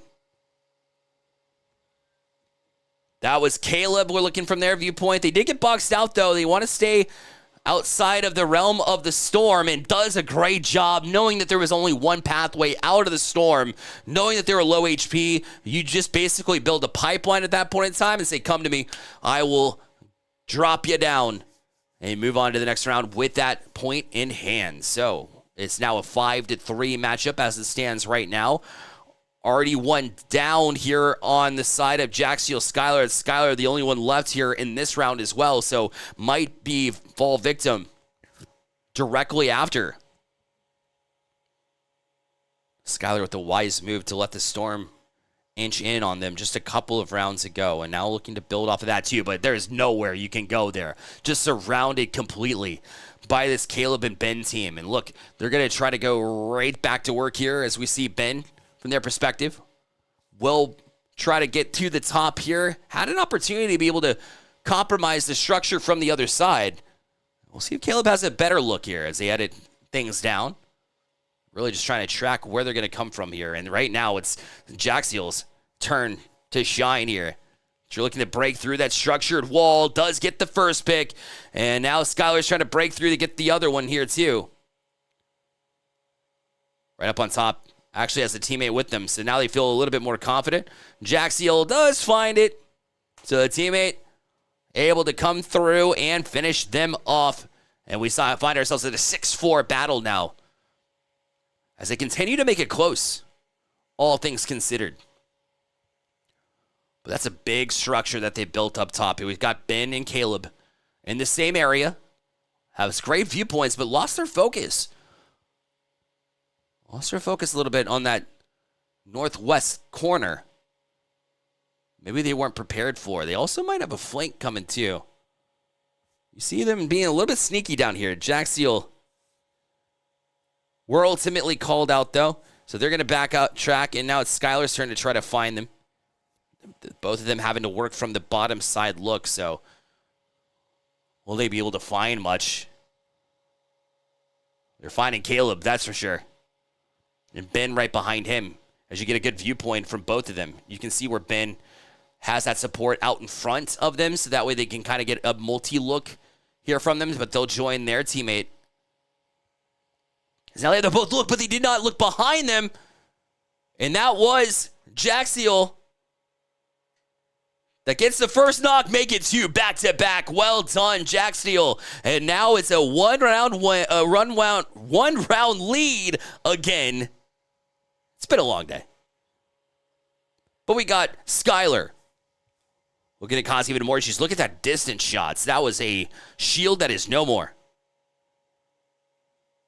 And they also have eyes on the opponent as well. They shot into their own structure for a second, but then were able to manage to get right back to where they wanted to be now, as they have somebody right on top of them, though.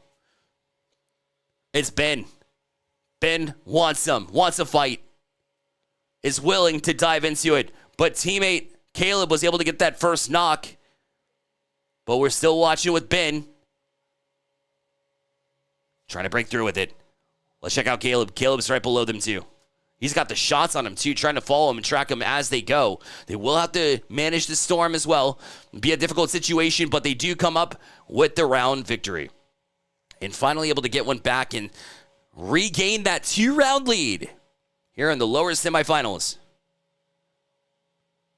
Between these two, look at this structure break. Now it's going to be a charge in here as Caleb wants to be able to move in. Has a good look at it too, but will wall themselves in to try to avoid some of this look.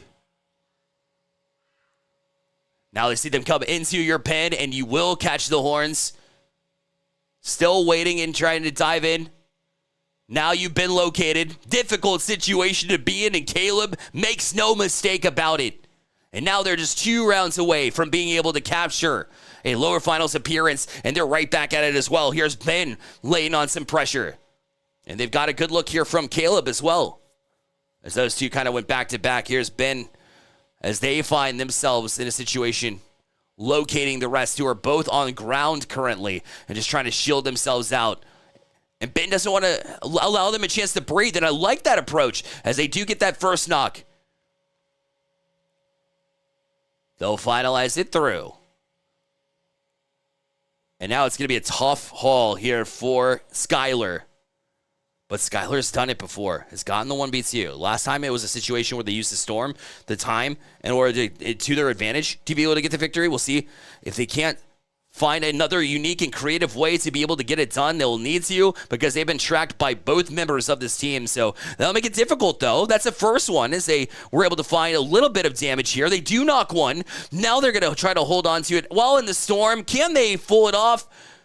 Still in a difficult spot. We're able to heal up. The storm's still cooking right now, and I think they were able to wait it off, too. They are. Wow, that's twice that Skylar's been able to pull that off.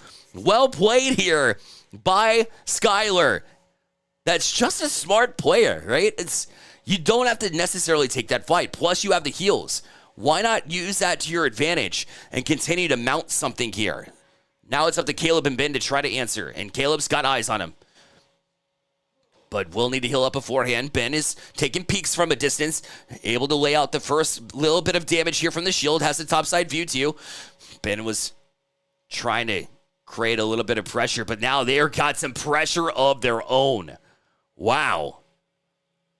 That was Jaxiel, which I haven't said much about, but they've got low health right now, and they took that risk, and it was the perfect timing to be able to pull off something like that.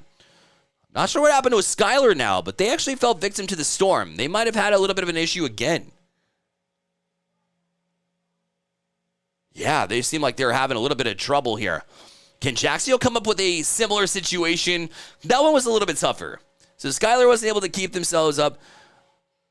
Looked like they might have had a little bit of issues. And either way, Jaxiel was very low HP, so it was going to be difficult to try to play that same storm game that we saw from Skylar a couple times. That actually did work out very well. But yeah, looks like we had a little bit of a hardware issue yet again. It might have been a mouse issue.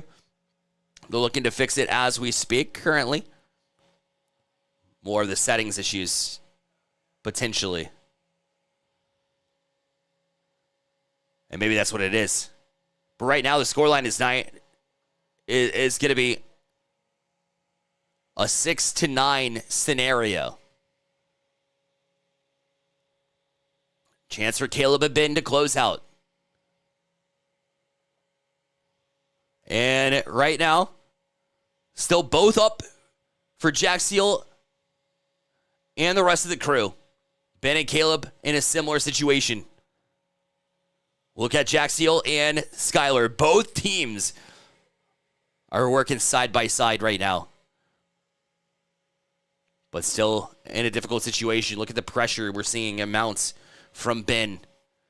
Let's look to press in. I feel like there was an opponent that they didn't track that went across their screen to the left and pressuring into it. But down goes Jack Seal. Left to just Skylar again.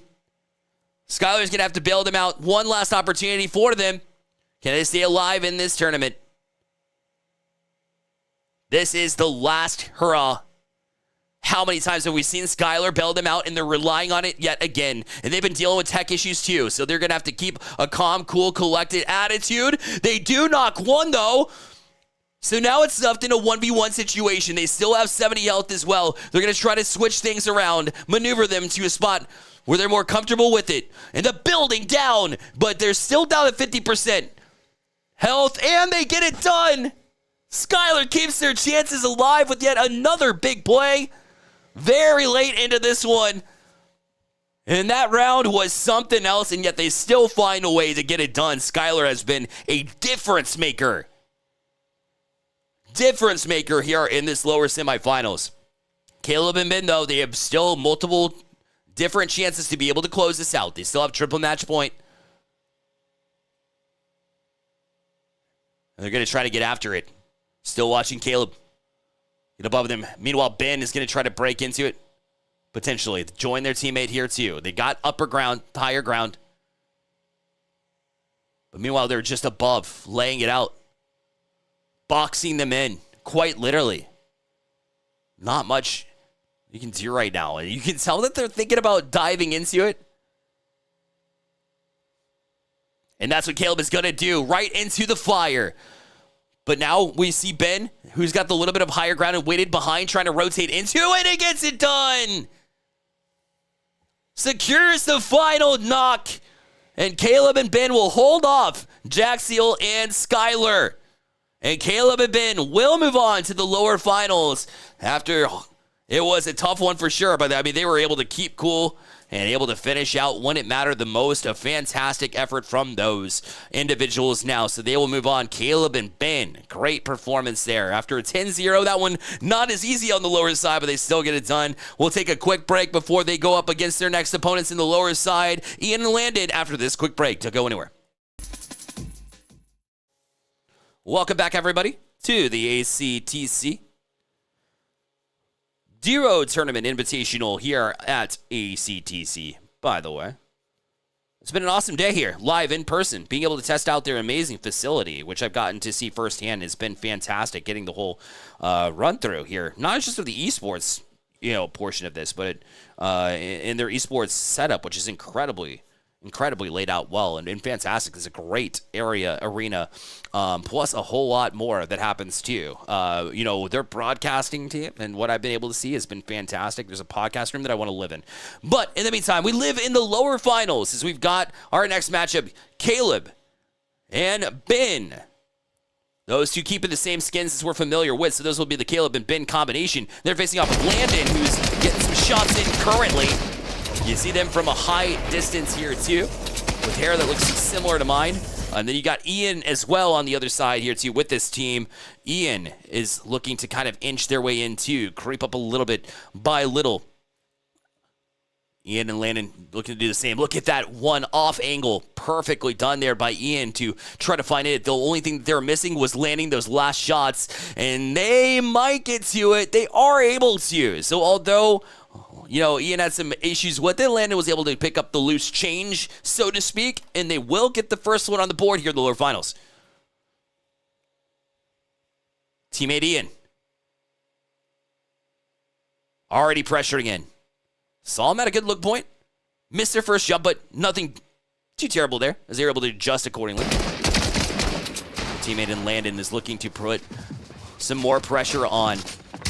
Meanwhile, though, it's Ben that tracks them very well, able to swing around and get that one, but they will be knocked. So now it's up to Caleb to try to keep them on. They do. Caleb will get Caleb Ben combo on the board here, as we are now at 1 apiece. These are developing a lot quicker than what we saw in the lower semifinals, as Ian and Landon do not take time to really beat around the bush, so to speak.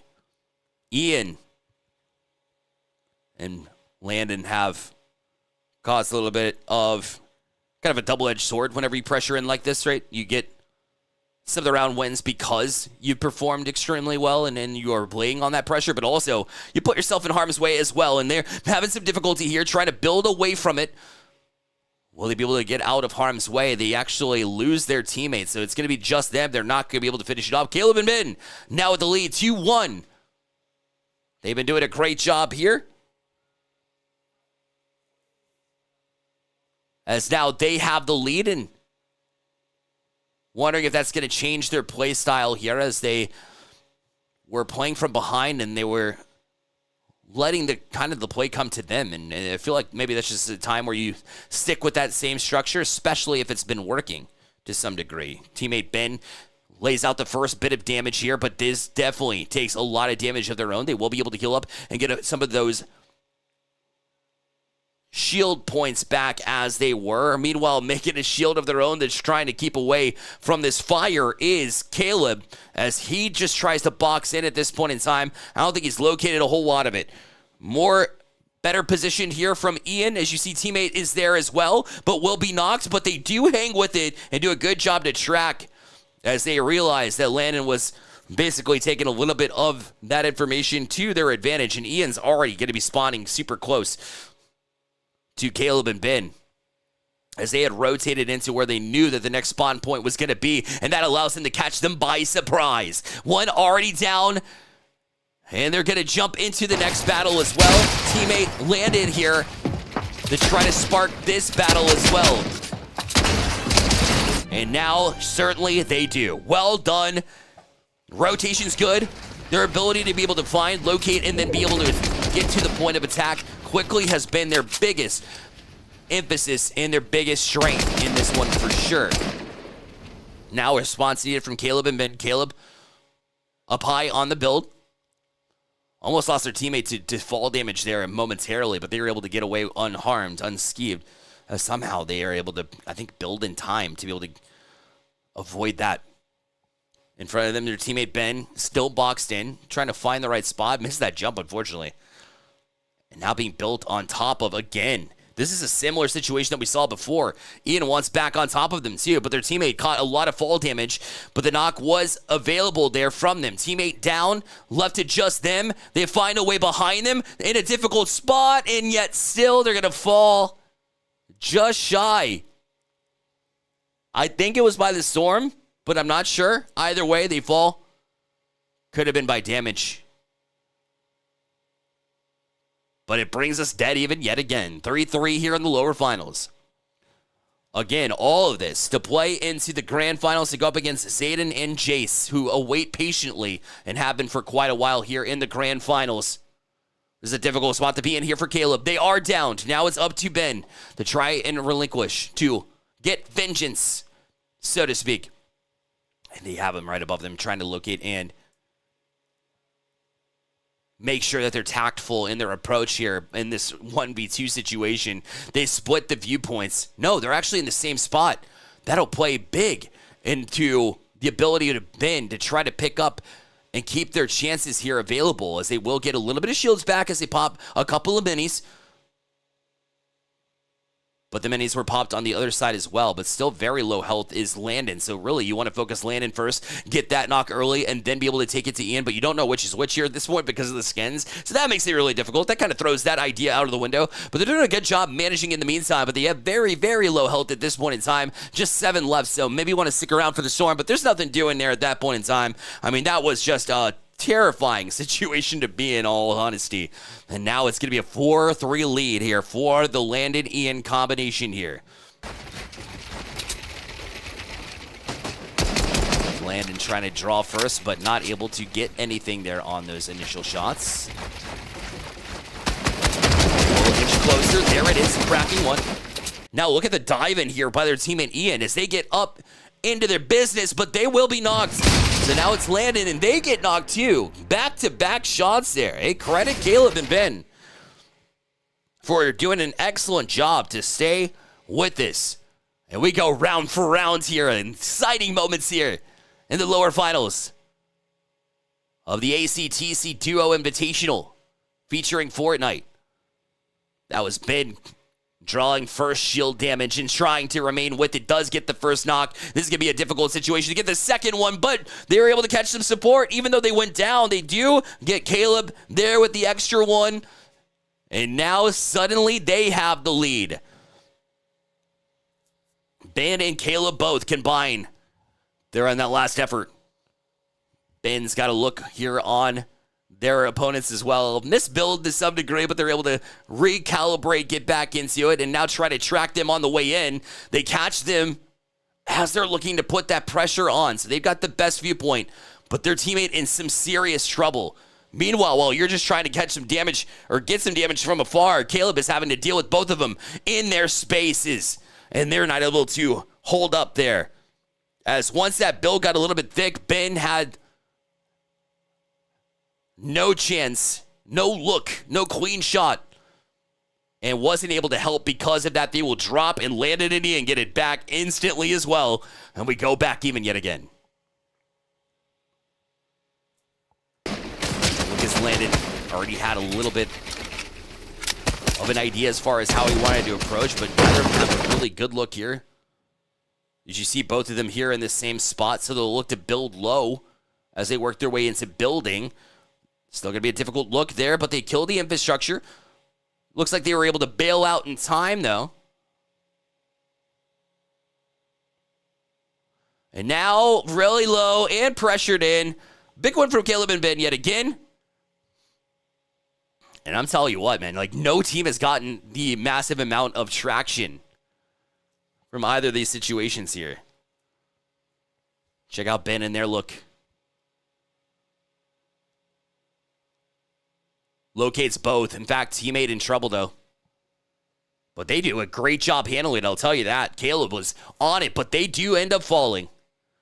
And now when you thought you were in a clear to try to bail out, you find yourself in Ben's sight lines, and they are able to cause more damage. Window opens and able to land a headshot. Well done from Caleb and Ben.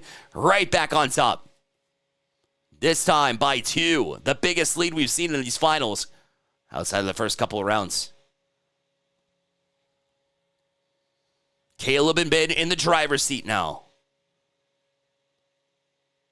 Able to break their wall. Look as Ben is now up close, joining the party, so to speak. Caleb gets to the scene first. Wants to make it ever so difficult for them to even decide what they want to do in this situation and scenario. Meanwhile, they seem trapped here. Look as Ian on the lower side. But it is their buildings ultimately, so as long as they're not destroyed, they are able to get the editing perms, if you will. But they just seem lost. Like, they don't have any idea where this Caleb-Ben combination come from. And for that reason, they're in trouble. But they do have some support. One knock here as Landon was able to swing around here and get the shield. They are also able to just launch into them once again. We're back within 1. And this matchup continues to heat up as we go along. Now it's Ian's turn. Up top, got a good viewpoint on both of them. One was already knocked, courtesy of Landon. Ian wants the other one as well. Ian's getting hungry. Wants after it, but the teammate is down too, so a 1v1 situation. We see a Caleb versus Ian. Watching from Ian's perspective right now as they have the higher ground. Meanwhile, dangerous spot to be here if you're Caleb. But they do drop down as well, looking to keep themselves safe on the downfall, looking to break the structure. As they're inside of it, they need to get a couple of builds. And look at them just kind of fall down one after another as Ian, in that moment, but got caught. In the meantime, had to have their full focus on being able to build on their way down as they trickle into the sight lines of Ben and Caleb. Caleb in particular, as Caleb's able to win out that round for their team. And now up 2 as it stands right now. Caleb from the rooftops looking down, causing damage. You also have an alternate sight line here from Ben. I like this setup here from the Caleb-Ben combination. Can they take advantage of it, though? Their shields are actually going to be drained here. They have a couple minis, but that's not going to do much in the situation when you already have 40-something health here in the meantime.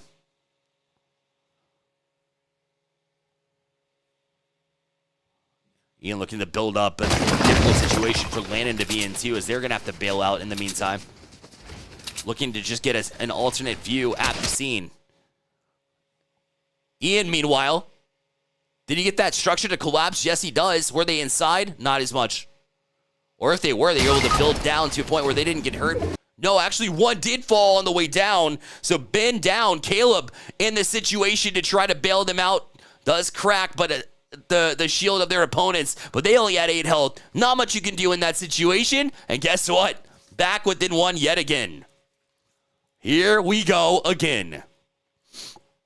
And it doesn't pause. Like, this is just one after another as far as pressure goes. Ian, now in this situation where they want to be able to just crash into him. Ready to go. But they're going to be denied entry. Shielded away, essentially, by a build, no less. And then they had their hands fall full in 2. That's Landon on the ground. And Ian needs to come up with an answer now. Or it's going to be match point, and it will be. Now it's 9-7. Caleb and Ben looking to catch the upset against Landon and Ian to some degree. Because remember, this is a situation, this is a rematch, where it was Landon and Ian that got the better of this matchup by the count of 10-8 the last time that these two teams matched up. And now it seems like a whole different story. Yeah, so we've got Ben up top, waiting for Caleb to swing around, who's got an alternate view yet again. I love the way they split one another in support, throwing shields, making sure everybody's healthy. Meanwhile, down low, one last chance for Ian and Landon. Got to keep themselves alive here. We'll need 3 rounds in a row if they want to be able to keep themselves relevant here. But it's going to be tough. You got Caleb all over to them now. Swinging around, causing a little bit of damage. Was able to tag them on the way down. There are no idea. Not located. That's the round. Wraps up. Lower finals. Gonna go to Caleb and Ben as they get revenge and will find themselves in the grand finals. Congratulations to Caleb and Ben fighting through. Landon and Ian got the best of them last time, but you learn from your mistakes. You get back out there, and you're able to take the round win here. I love the attitude from all of these players here today. Grand Finals coming at you in just a little bit. Don't go anywhere. The ACTC Duo Invitational. We'll be right back. All right, everybody, welcome back to the ACTC Duo Invitational. We're here with our 3rd place finishers, and we're happy to hear from you as far as your experience goes. So let's start with y'all. What was your experience like here today? I had a really great time. It was nice to venture out and do something different than just playing video games at my house. But I'll say overall it was an amazing experience. Awesome. How about yourself? I think I had a great time. Same thing what he said, and coming here and with everybody else feeling like a professional almost and winning something, leaving feels pretty good. Yeah, nice. So expectations coming in. Did you think you would make top 3, or is that something that surprised you? I haven't played the game too much, so I wasn't really expecting to get this far, but I was pretty impressed with myself that we made it that far. Okay, yourself? Yeah, not at all. We thought we were going to come in here and just get wiped really badly, and first game 10-4, second game 10-0, and that's when we kind of started building that confidence, and we felt like we can really do this. Nice. And what grade are you guys in currently? I'm in 8th grade. Same here. Same 8th grade? Okay, cool. So high school is around the corner. What did you think about this environment as a whole? Because not a lot of colleges have a space like this for esports. I really liked the environment. It was a great place to be at. Everybody was super friendly, and it just felt very open. I agree with him. I think it was something new, definitely. I came in here, I didn't really know what to expect, and it was a lot of fun and a good environment, definitely. Very cool. Do you all play any other games outside of Fortnite, or is basically Fortnite it? I play Fortnite, I play Siege, and 2K. You play Siege and 2K as well. Oh, that's awesome. What rank did you get to Siege at Siege? Right now, I am Gold 1. All right, cool. What other games do you play? Recently, I've kind of just been getting into Apex a lot, playing a lot of Apex Legends. Nice. Just Battle Royale guy? Yeah. Mainly.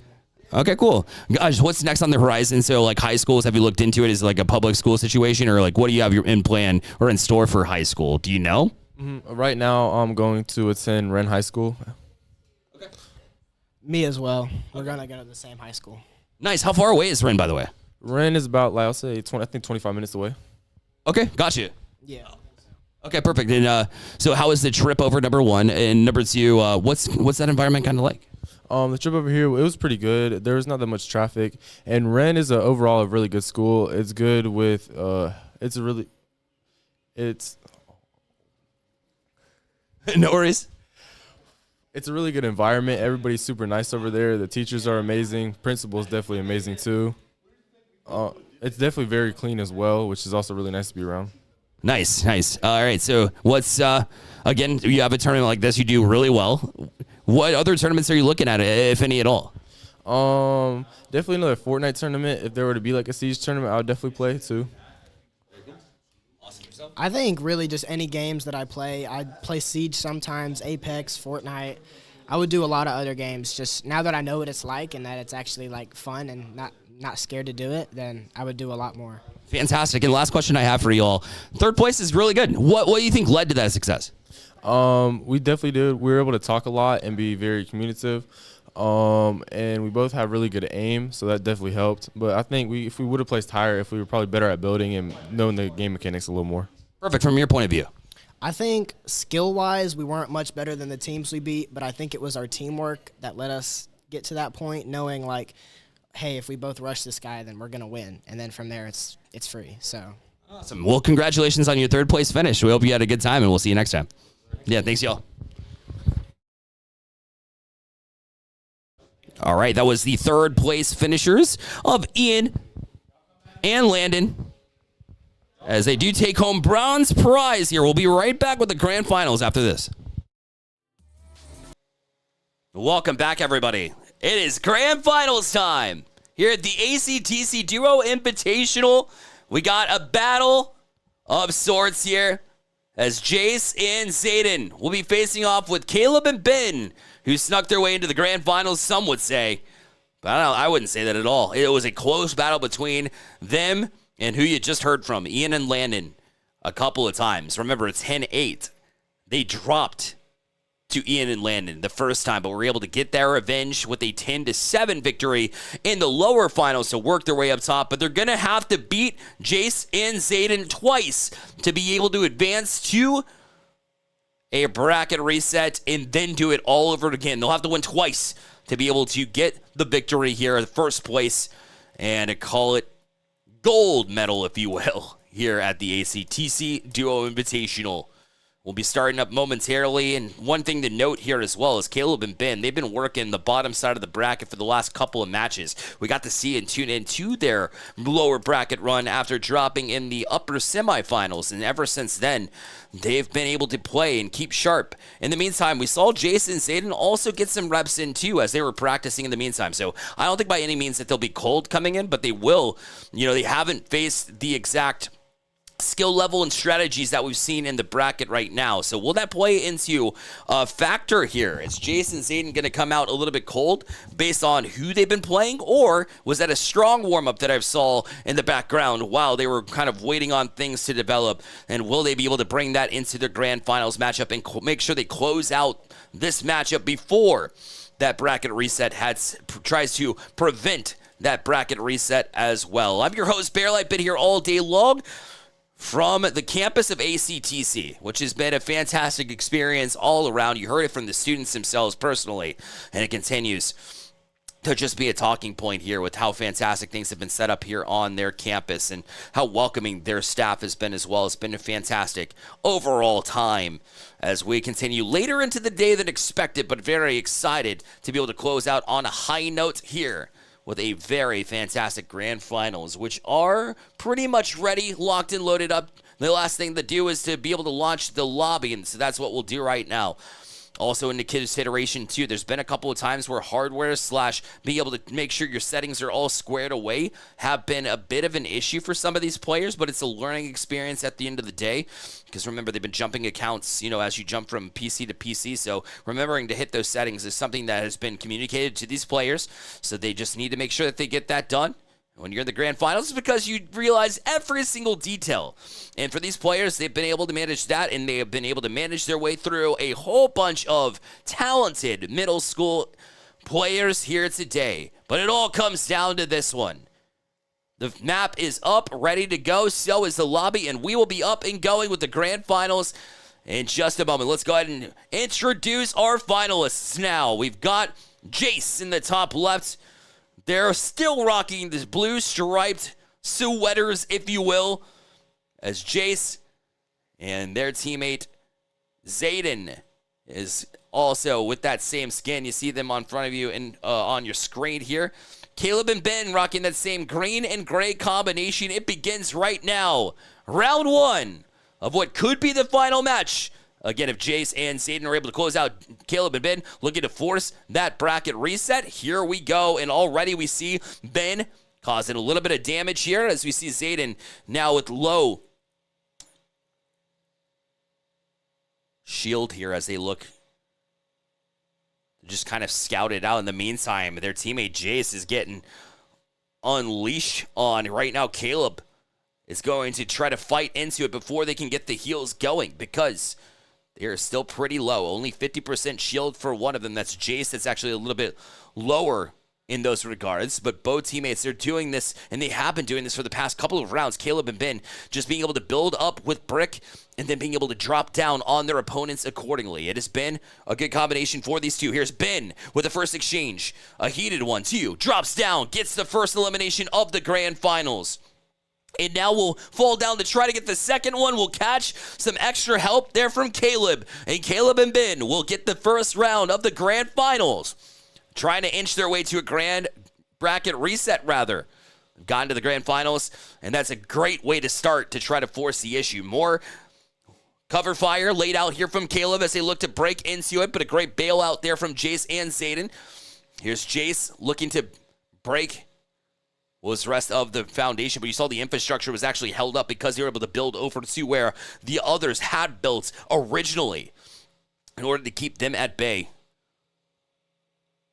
And now drop down pressure. Here you see Ben try to break through. They have some help with Caleb as they 1-2 punch. Almost felt like an unfair advantage, like a power play of sorts, but now it's a cracked shield here. Ben's got the advantage here because their health will be higher than what we see. But Jace has the high ground.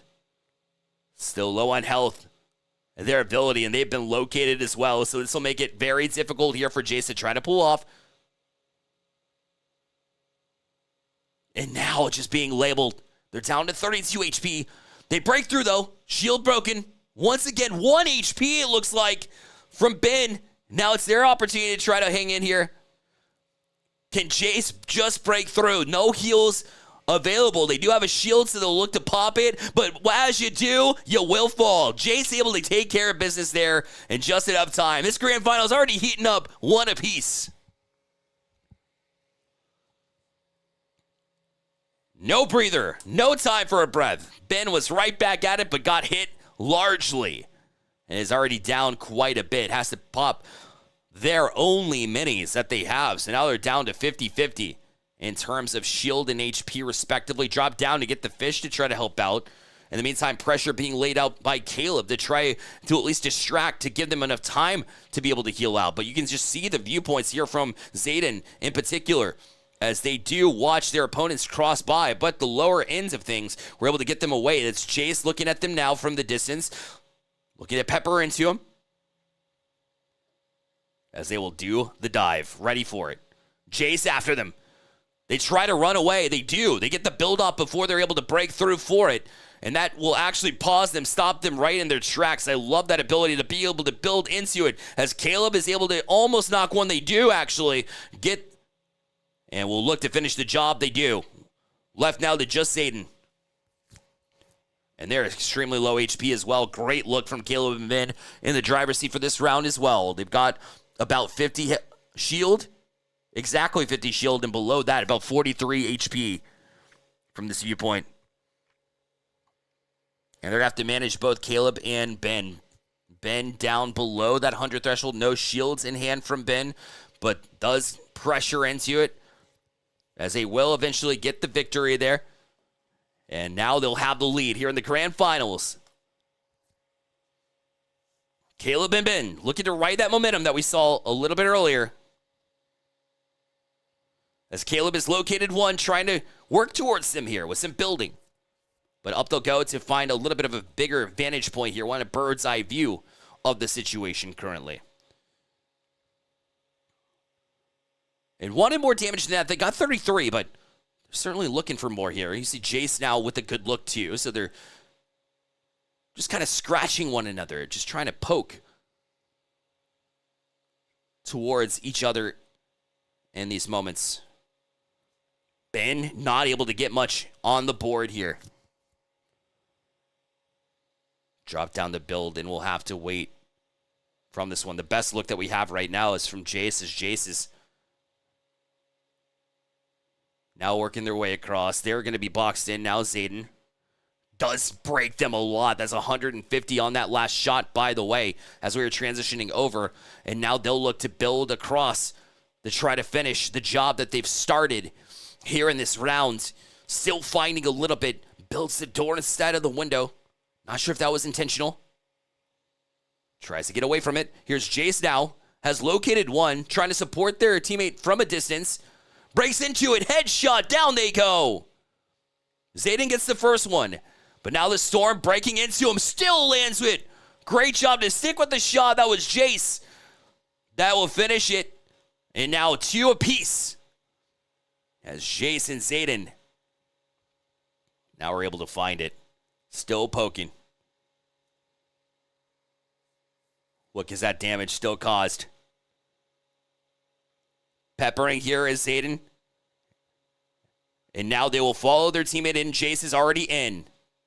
Or looking to, at least. But they're going to have to box in. They didn't like that look. But they were able to knock down one. And now looking to finish as well. They do. That's back-to-back rounds in a matter of 20 seconds here for this crew. And now a 3-2 mark as they continue in. Look how quickly, though, Caleb wants to catch them by surprise. Is already in the back door. Has a teammate there as well, as Ben had jumped in also. Wanted to catch them as they were celebrating, so to speak. And Caleb's got Ben on top of him, supporting them in addition to it. I'm not sure if they were able to crack any shield. It looked like it was very minimal, if any. But they're in the box with them, and down they go. And I don't know if that was Zayden or Jace. I couldn't track it in time, but either way, they were able to basically 1v2 and catch all sorts of damage here. As Zayden got the job done, still from the lower position, finding these shots one after another. Doesn't matter who they're looking to target. And now, down they go, able to knock one just simply by environments. As they broke down the structure and caught them by fall damage. So now it'll be left to just Caleb, who's looking at the shield around their teammate. They want to try to pick them up, but it takes so long in this game mode to be able to do so, and they did not have enough time. Jason Zayden get another one on the board, and they are now feeling themselves here. 5-2 is their lead here in the grand finals, and they will not take a break. Jace right back at it. Breaking through some of the wooden walls that they were looking to put up temporarily as they just find their footing at the end of the day. Ben right up close to him. Good build. Not able to find them on the peak, though.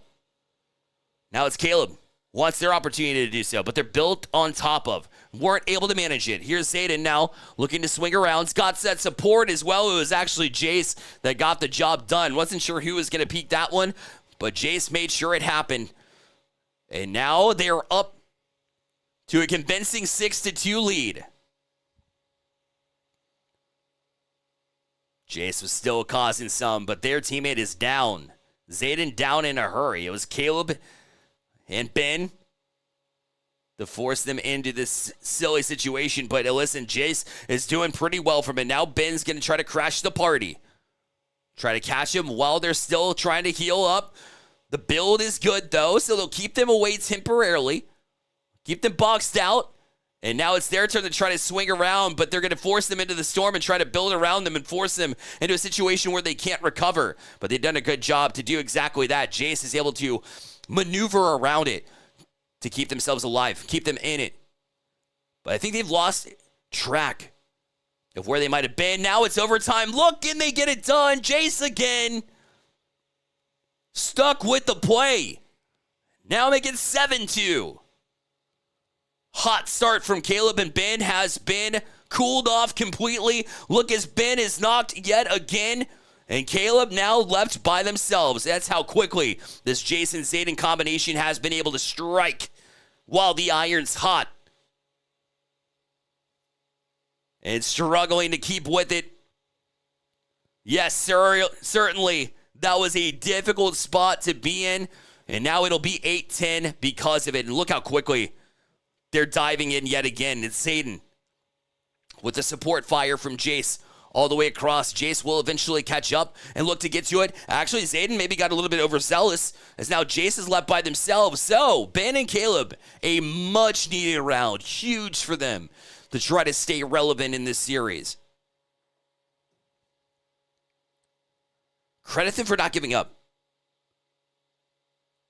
Constantly trying to find solutions to their problems. Whenever they get boxed in, they don't want it to be a giveaway. Stick with Caleb. Caleb's got eyes on where the attack should come from, but you could say the same for Zayden. Lower side, they actually break through, wanted to find that fall damage again. They've been finding a lot of that, especially in the grand finals. It's been difficult to do. It's a great job from Caleb to stay up here too and not get that damage. Finds them as they're building, gets the initial knock, and now you see them combine here as it's been to get the job done this round. 2 in a row, back to back. Not done yet.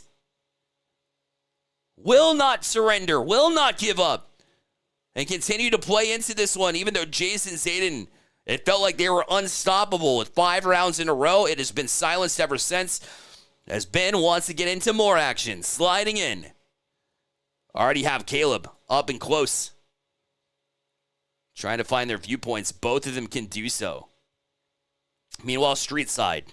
Jason Zayden try to calm things down after a couple of rounds got away from them. And Zayden catching a whole lot of fire, but was laying out a lot of their own.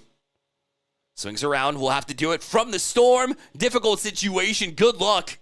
But they find their way around it and out, and they were the ones that were tagged, which means that you had a chance. You gave Jace the best opportunity to be able to close out in that round. Still weren't able to manage to do it. It was Caleb that walked around and was able to get that round 1 and right back to it as well. Not hesitating at all.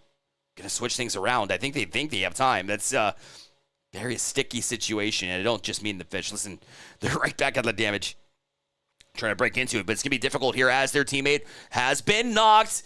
Wow, that was amazing by Jace to knock them down, cause that fall damage, and in that 1v1 situation, it will be them. Zayden comes up big yet again. Now it is match and championship point for Jace and Jaden. And Jace is already tracking 1, but you see them fall as Zayden was on it from the get-go. Will knock 1. Now Jace has eyes on the other one, but is knocked in the process.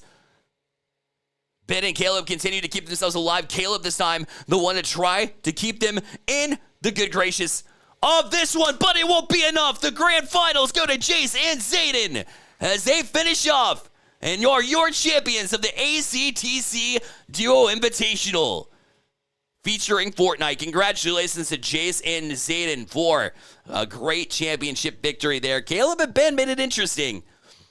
We're extremely close as they went round for round, pound for pound in the heavyweight division, but came up shy. The haymaker from Jason Zayden late will be the difference maker here in the grand finals.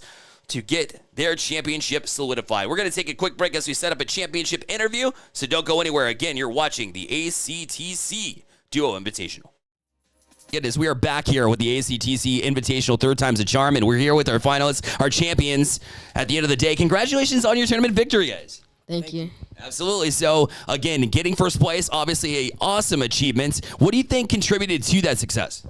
I think we really executed our plan. We stick to it from the first round, and we just executed all the way through to the finals. And Big wins, from your perspective. What went right? Also, I think played a big part was us being a team and communicating instead of arguing. Yes. Communication is a huge part of it for sure. And so obviously, it's been a great experience here. What's been your favorite part of this tournament here today? maybe the setups, because it's pretty nice, and the environment. Better than your one at home? Definitely. How about you? Better than your home setup? Yeah. Okay. Yeah, that's awesome. So what do you think of this space as a whole? Because you got to see not only the esports environment, but also some of the classrooms. Would this be somewhere that you would want to come in the future potentially? Maybe, possibly. Okay. Gotcha. How about yourself, Urs? Maybe. Okay. Awesome. So again, when you're in this moment and you get to the grand finals from the top side, was this your expectations coming in? Is that you were going to win the championship? Yes, sir. Awesome. What do you think what makes you that confident? Just like our teamwork when we play other games, and like how we work together. Same perspective? Yeah. Awesome. What other games do you guys play? Is it just Fortnite? Do you dedicate your life to Fortnite, or is there other games? I just started playing Fortnite like 3 days ago again for this tournament. I've been playing like a year. That's crazy. Normally I play like Marvel Rivals or like Siege or something like that. Oh, fair enough. Fair enough. How long did you play? Like, do you have like a certain amount of hours that you put into the game? Like Fortnite, for example? Fortnite I've been playing since I was like 6. Oh, wow. How about yourself? Same. I've been playing Fortnite since I was little. Okay. Yeah, and so you said Siege was one of the games that you played? What other games do you play? Other than that, probably like Roblox. Okay. That's about it. What about yourself? Valorant. That's pretty much it. Who do you play in Valorant? Are you a Jet Auto Lock? Nah. No? What do you play? Who do you play? Waylay. No, I'll play Vines. Most of the time, I'll play Vines. Play Vice? Yeah, well, listen, I'm a Sentinel as well. It's a good call. Good call. All right, final thoughts? Any, like, shout-outs? You want to shout out anybody, or do you want final thoughts on your championship here today? I just want to congratulate my boy Eli for helping me. Let's go. Let's go. Awesome. So, again, we appreciate you coming through and everything, and want to congratulate you on your championship victory and everything. Thanks, guys. Thank you. Thank you.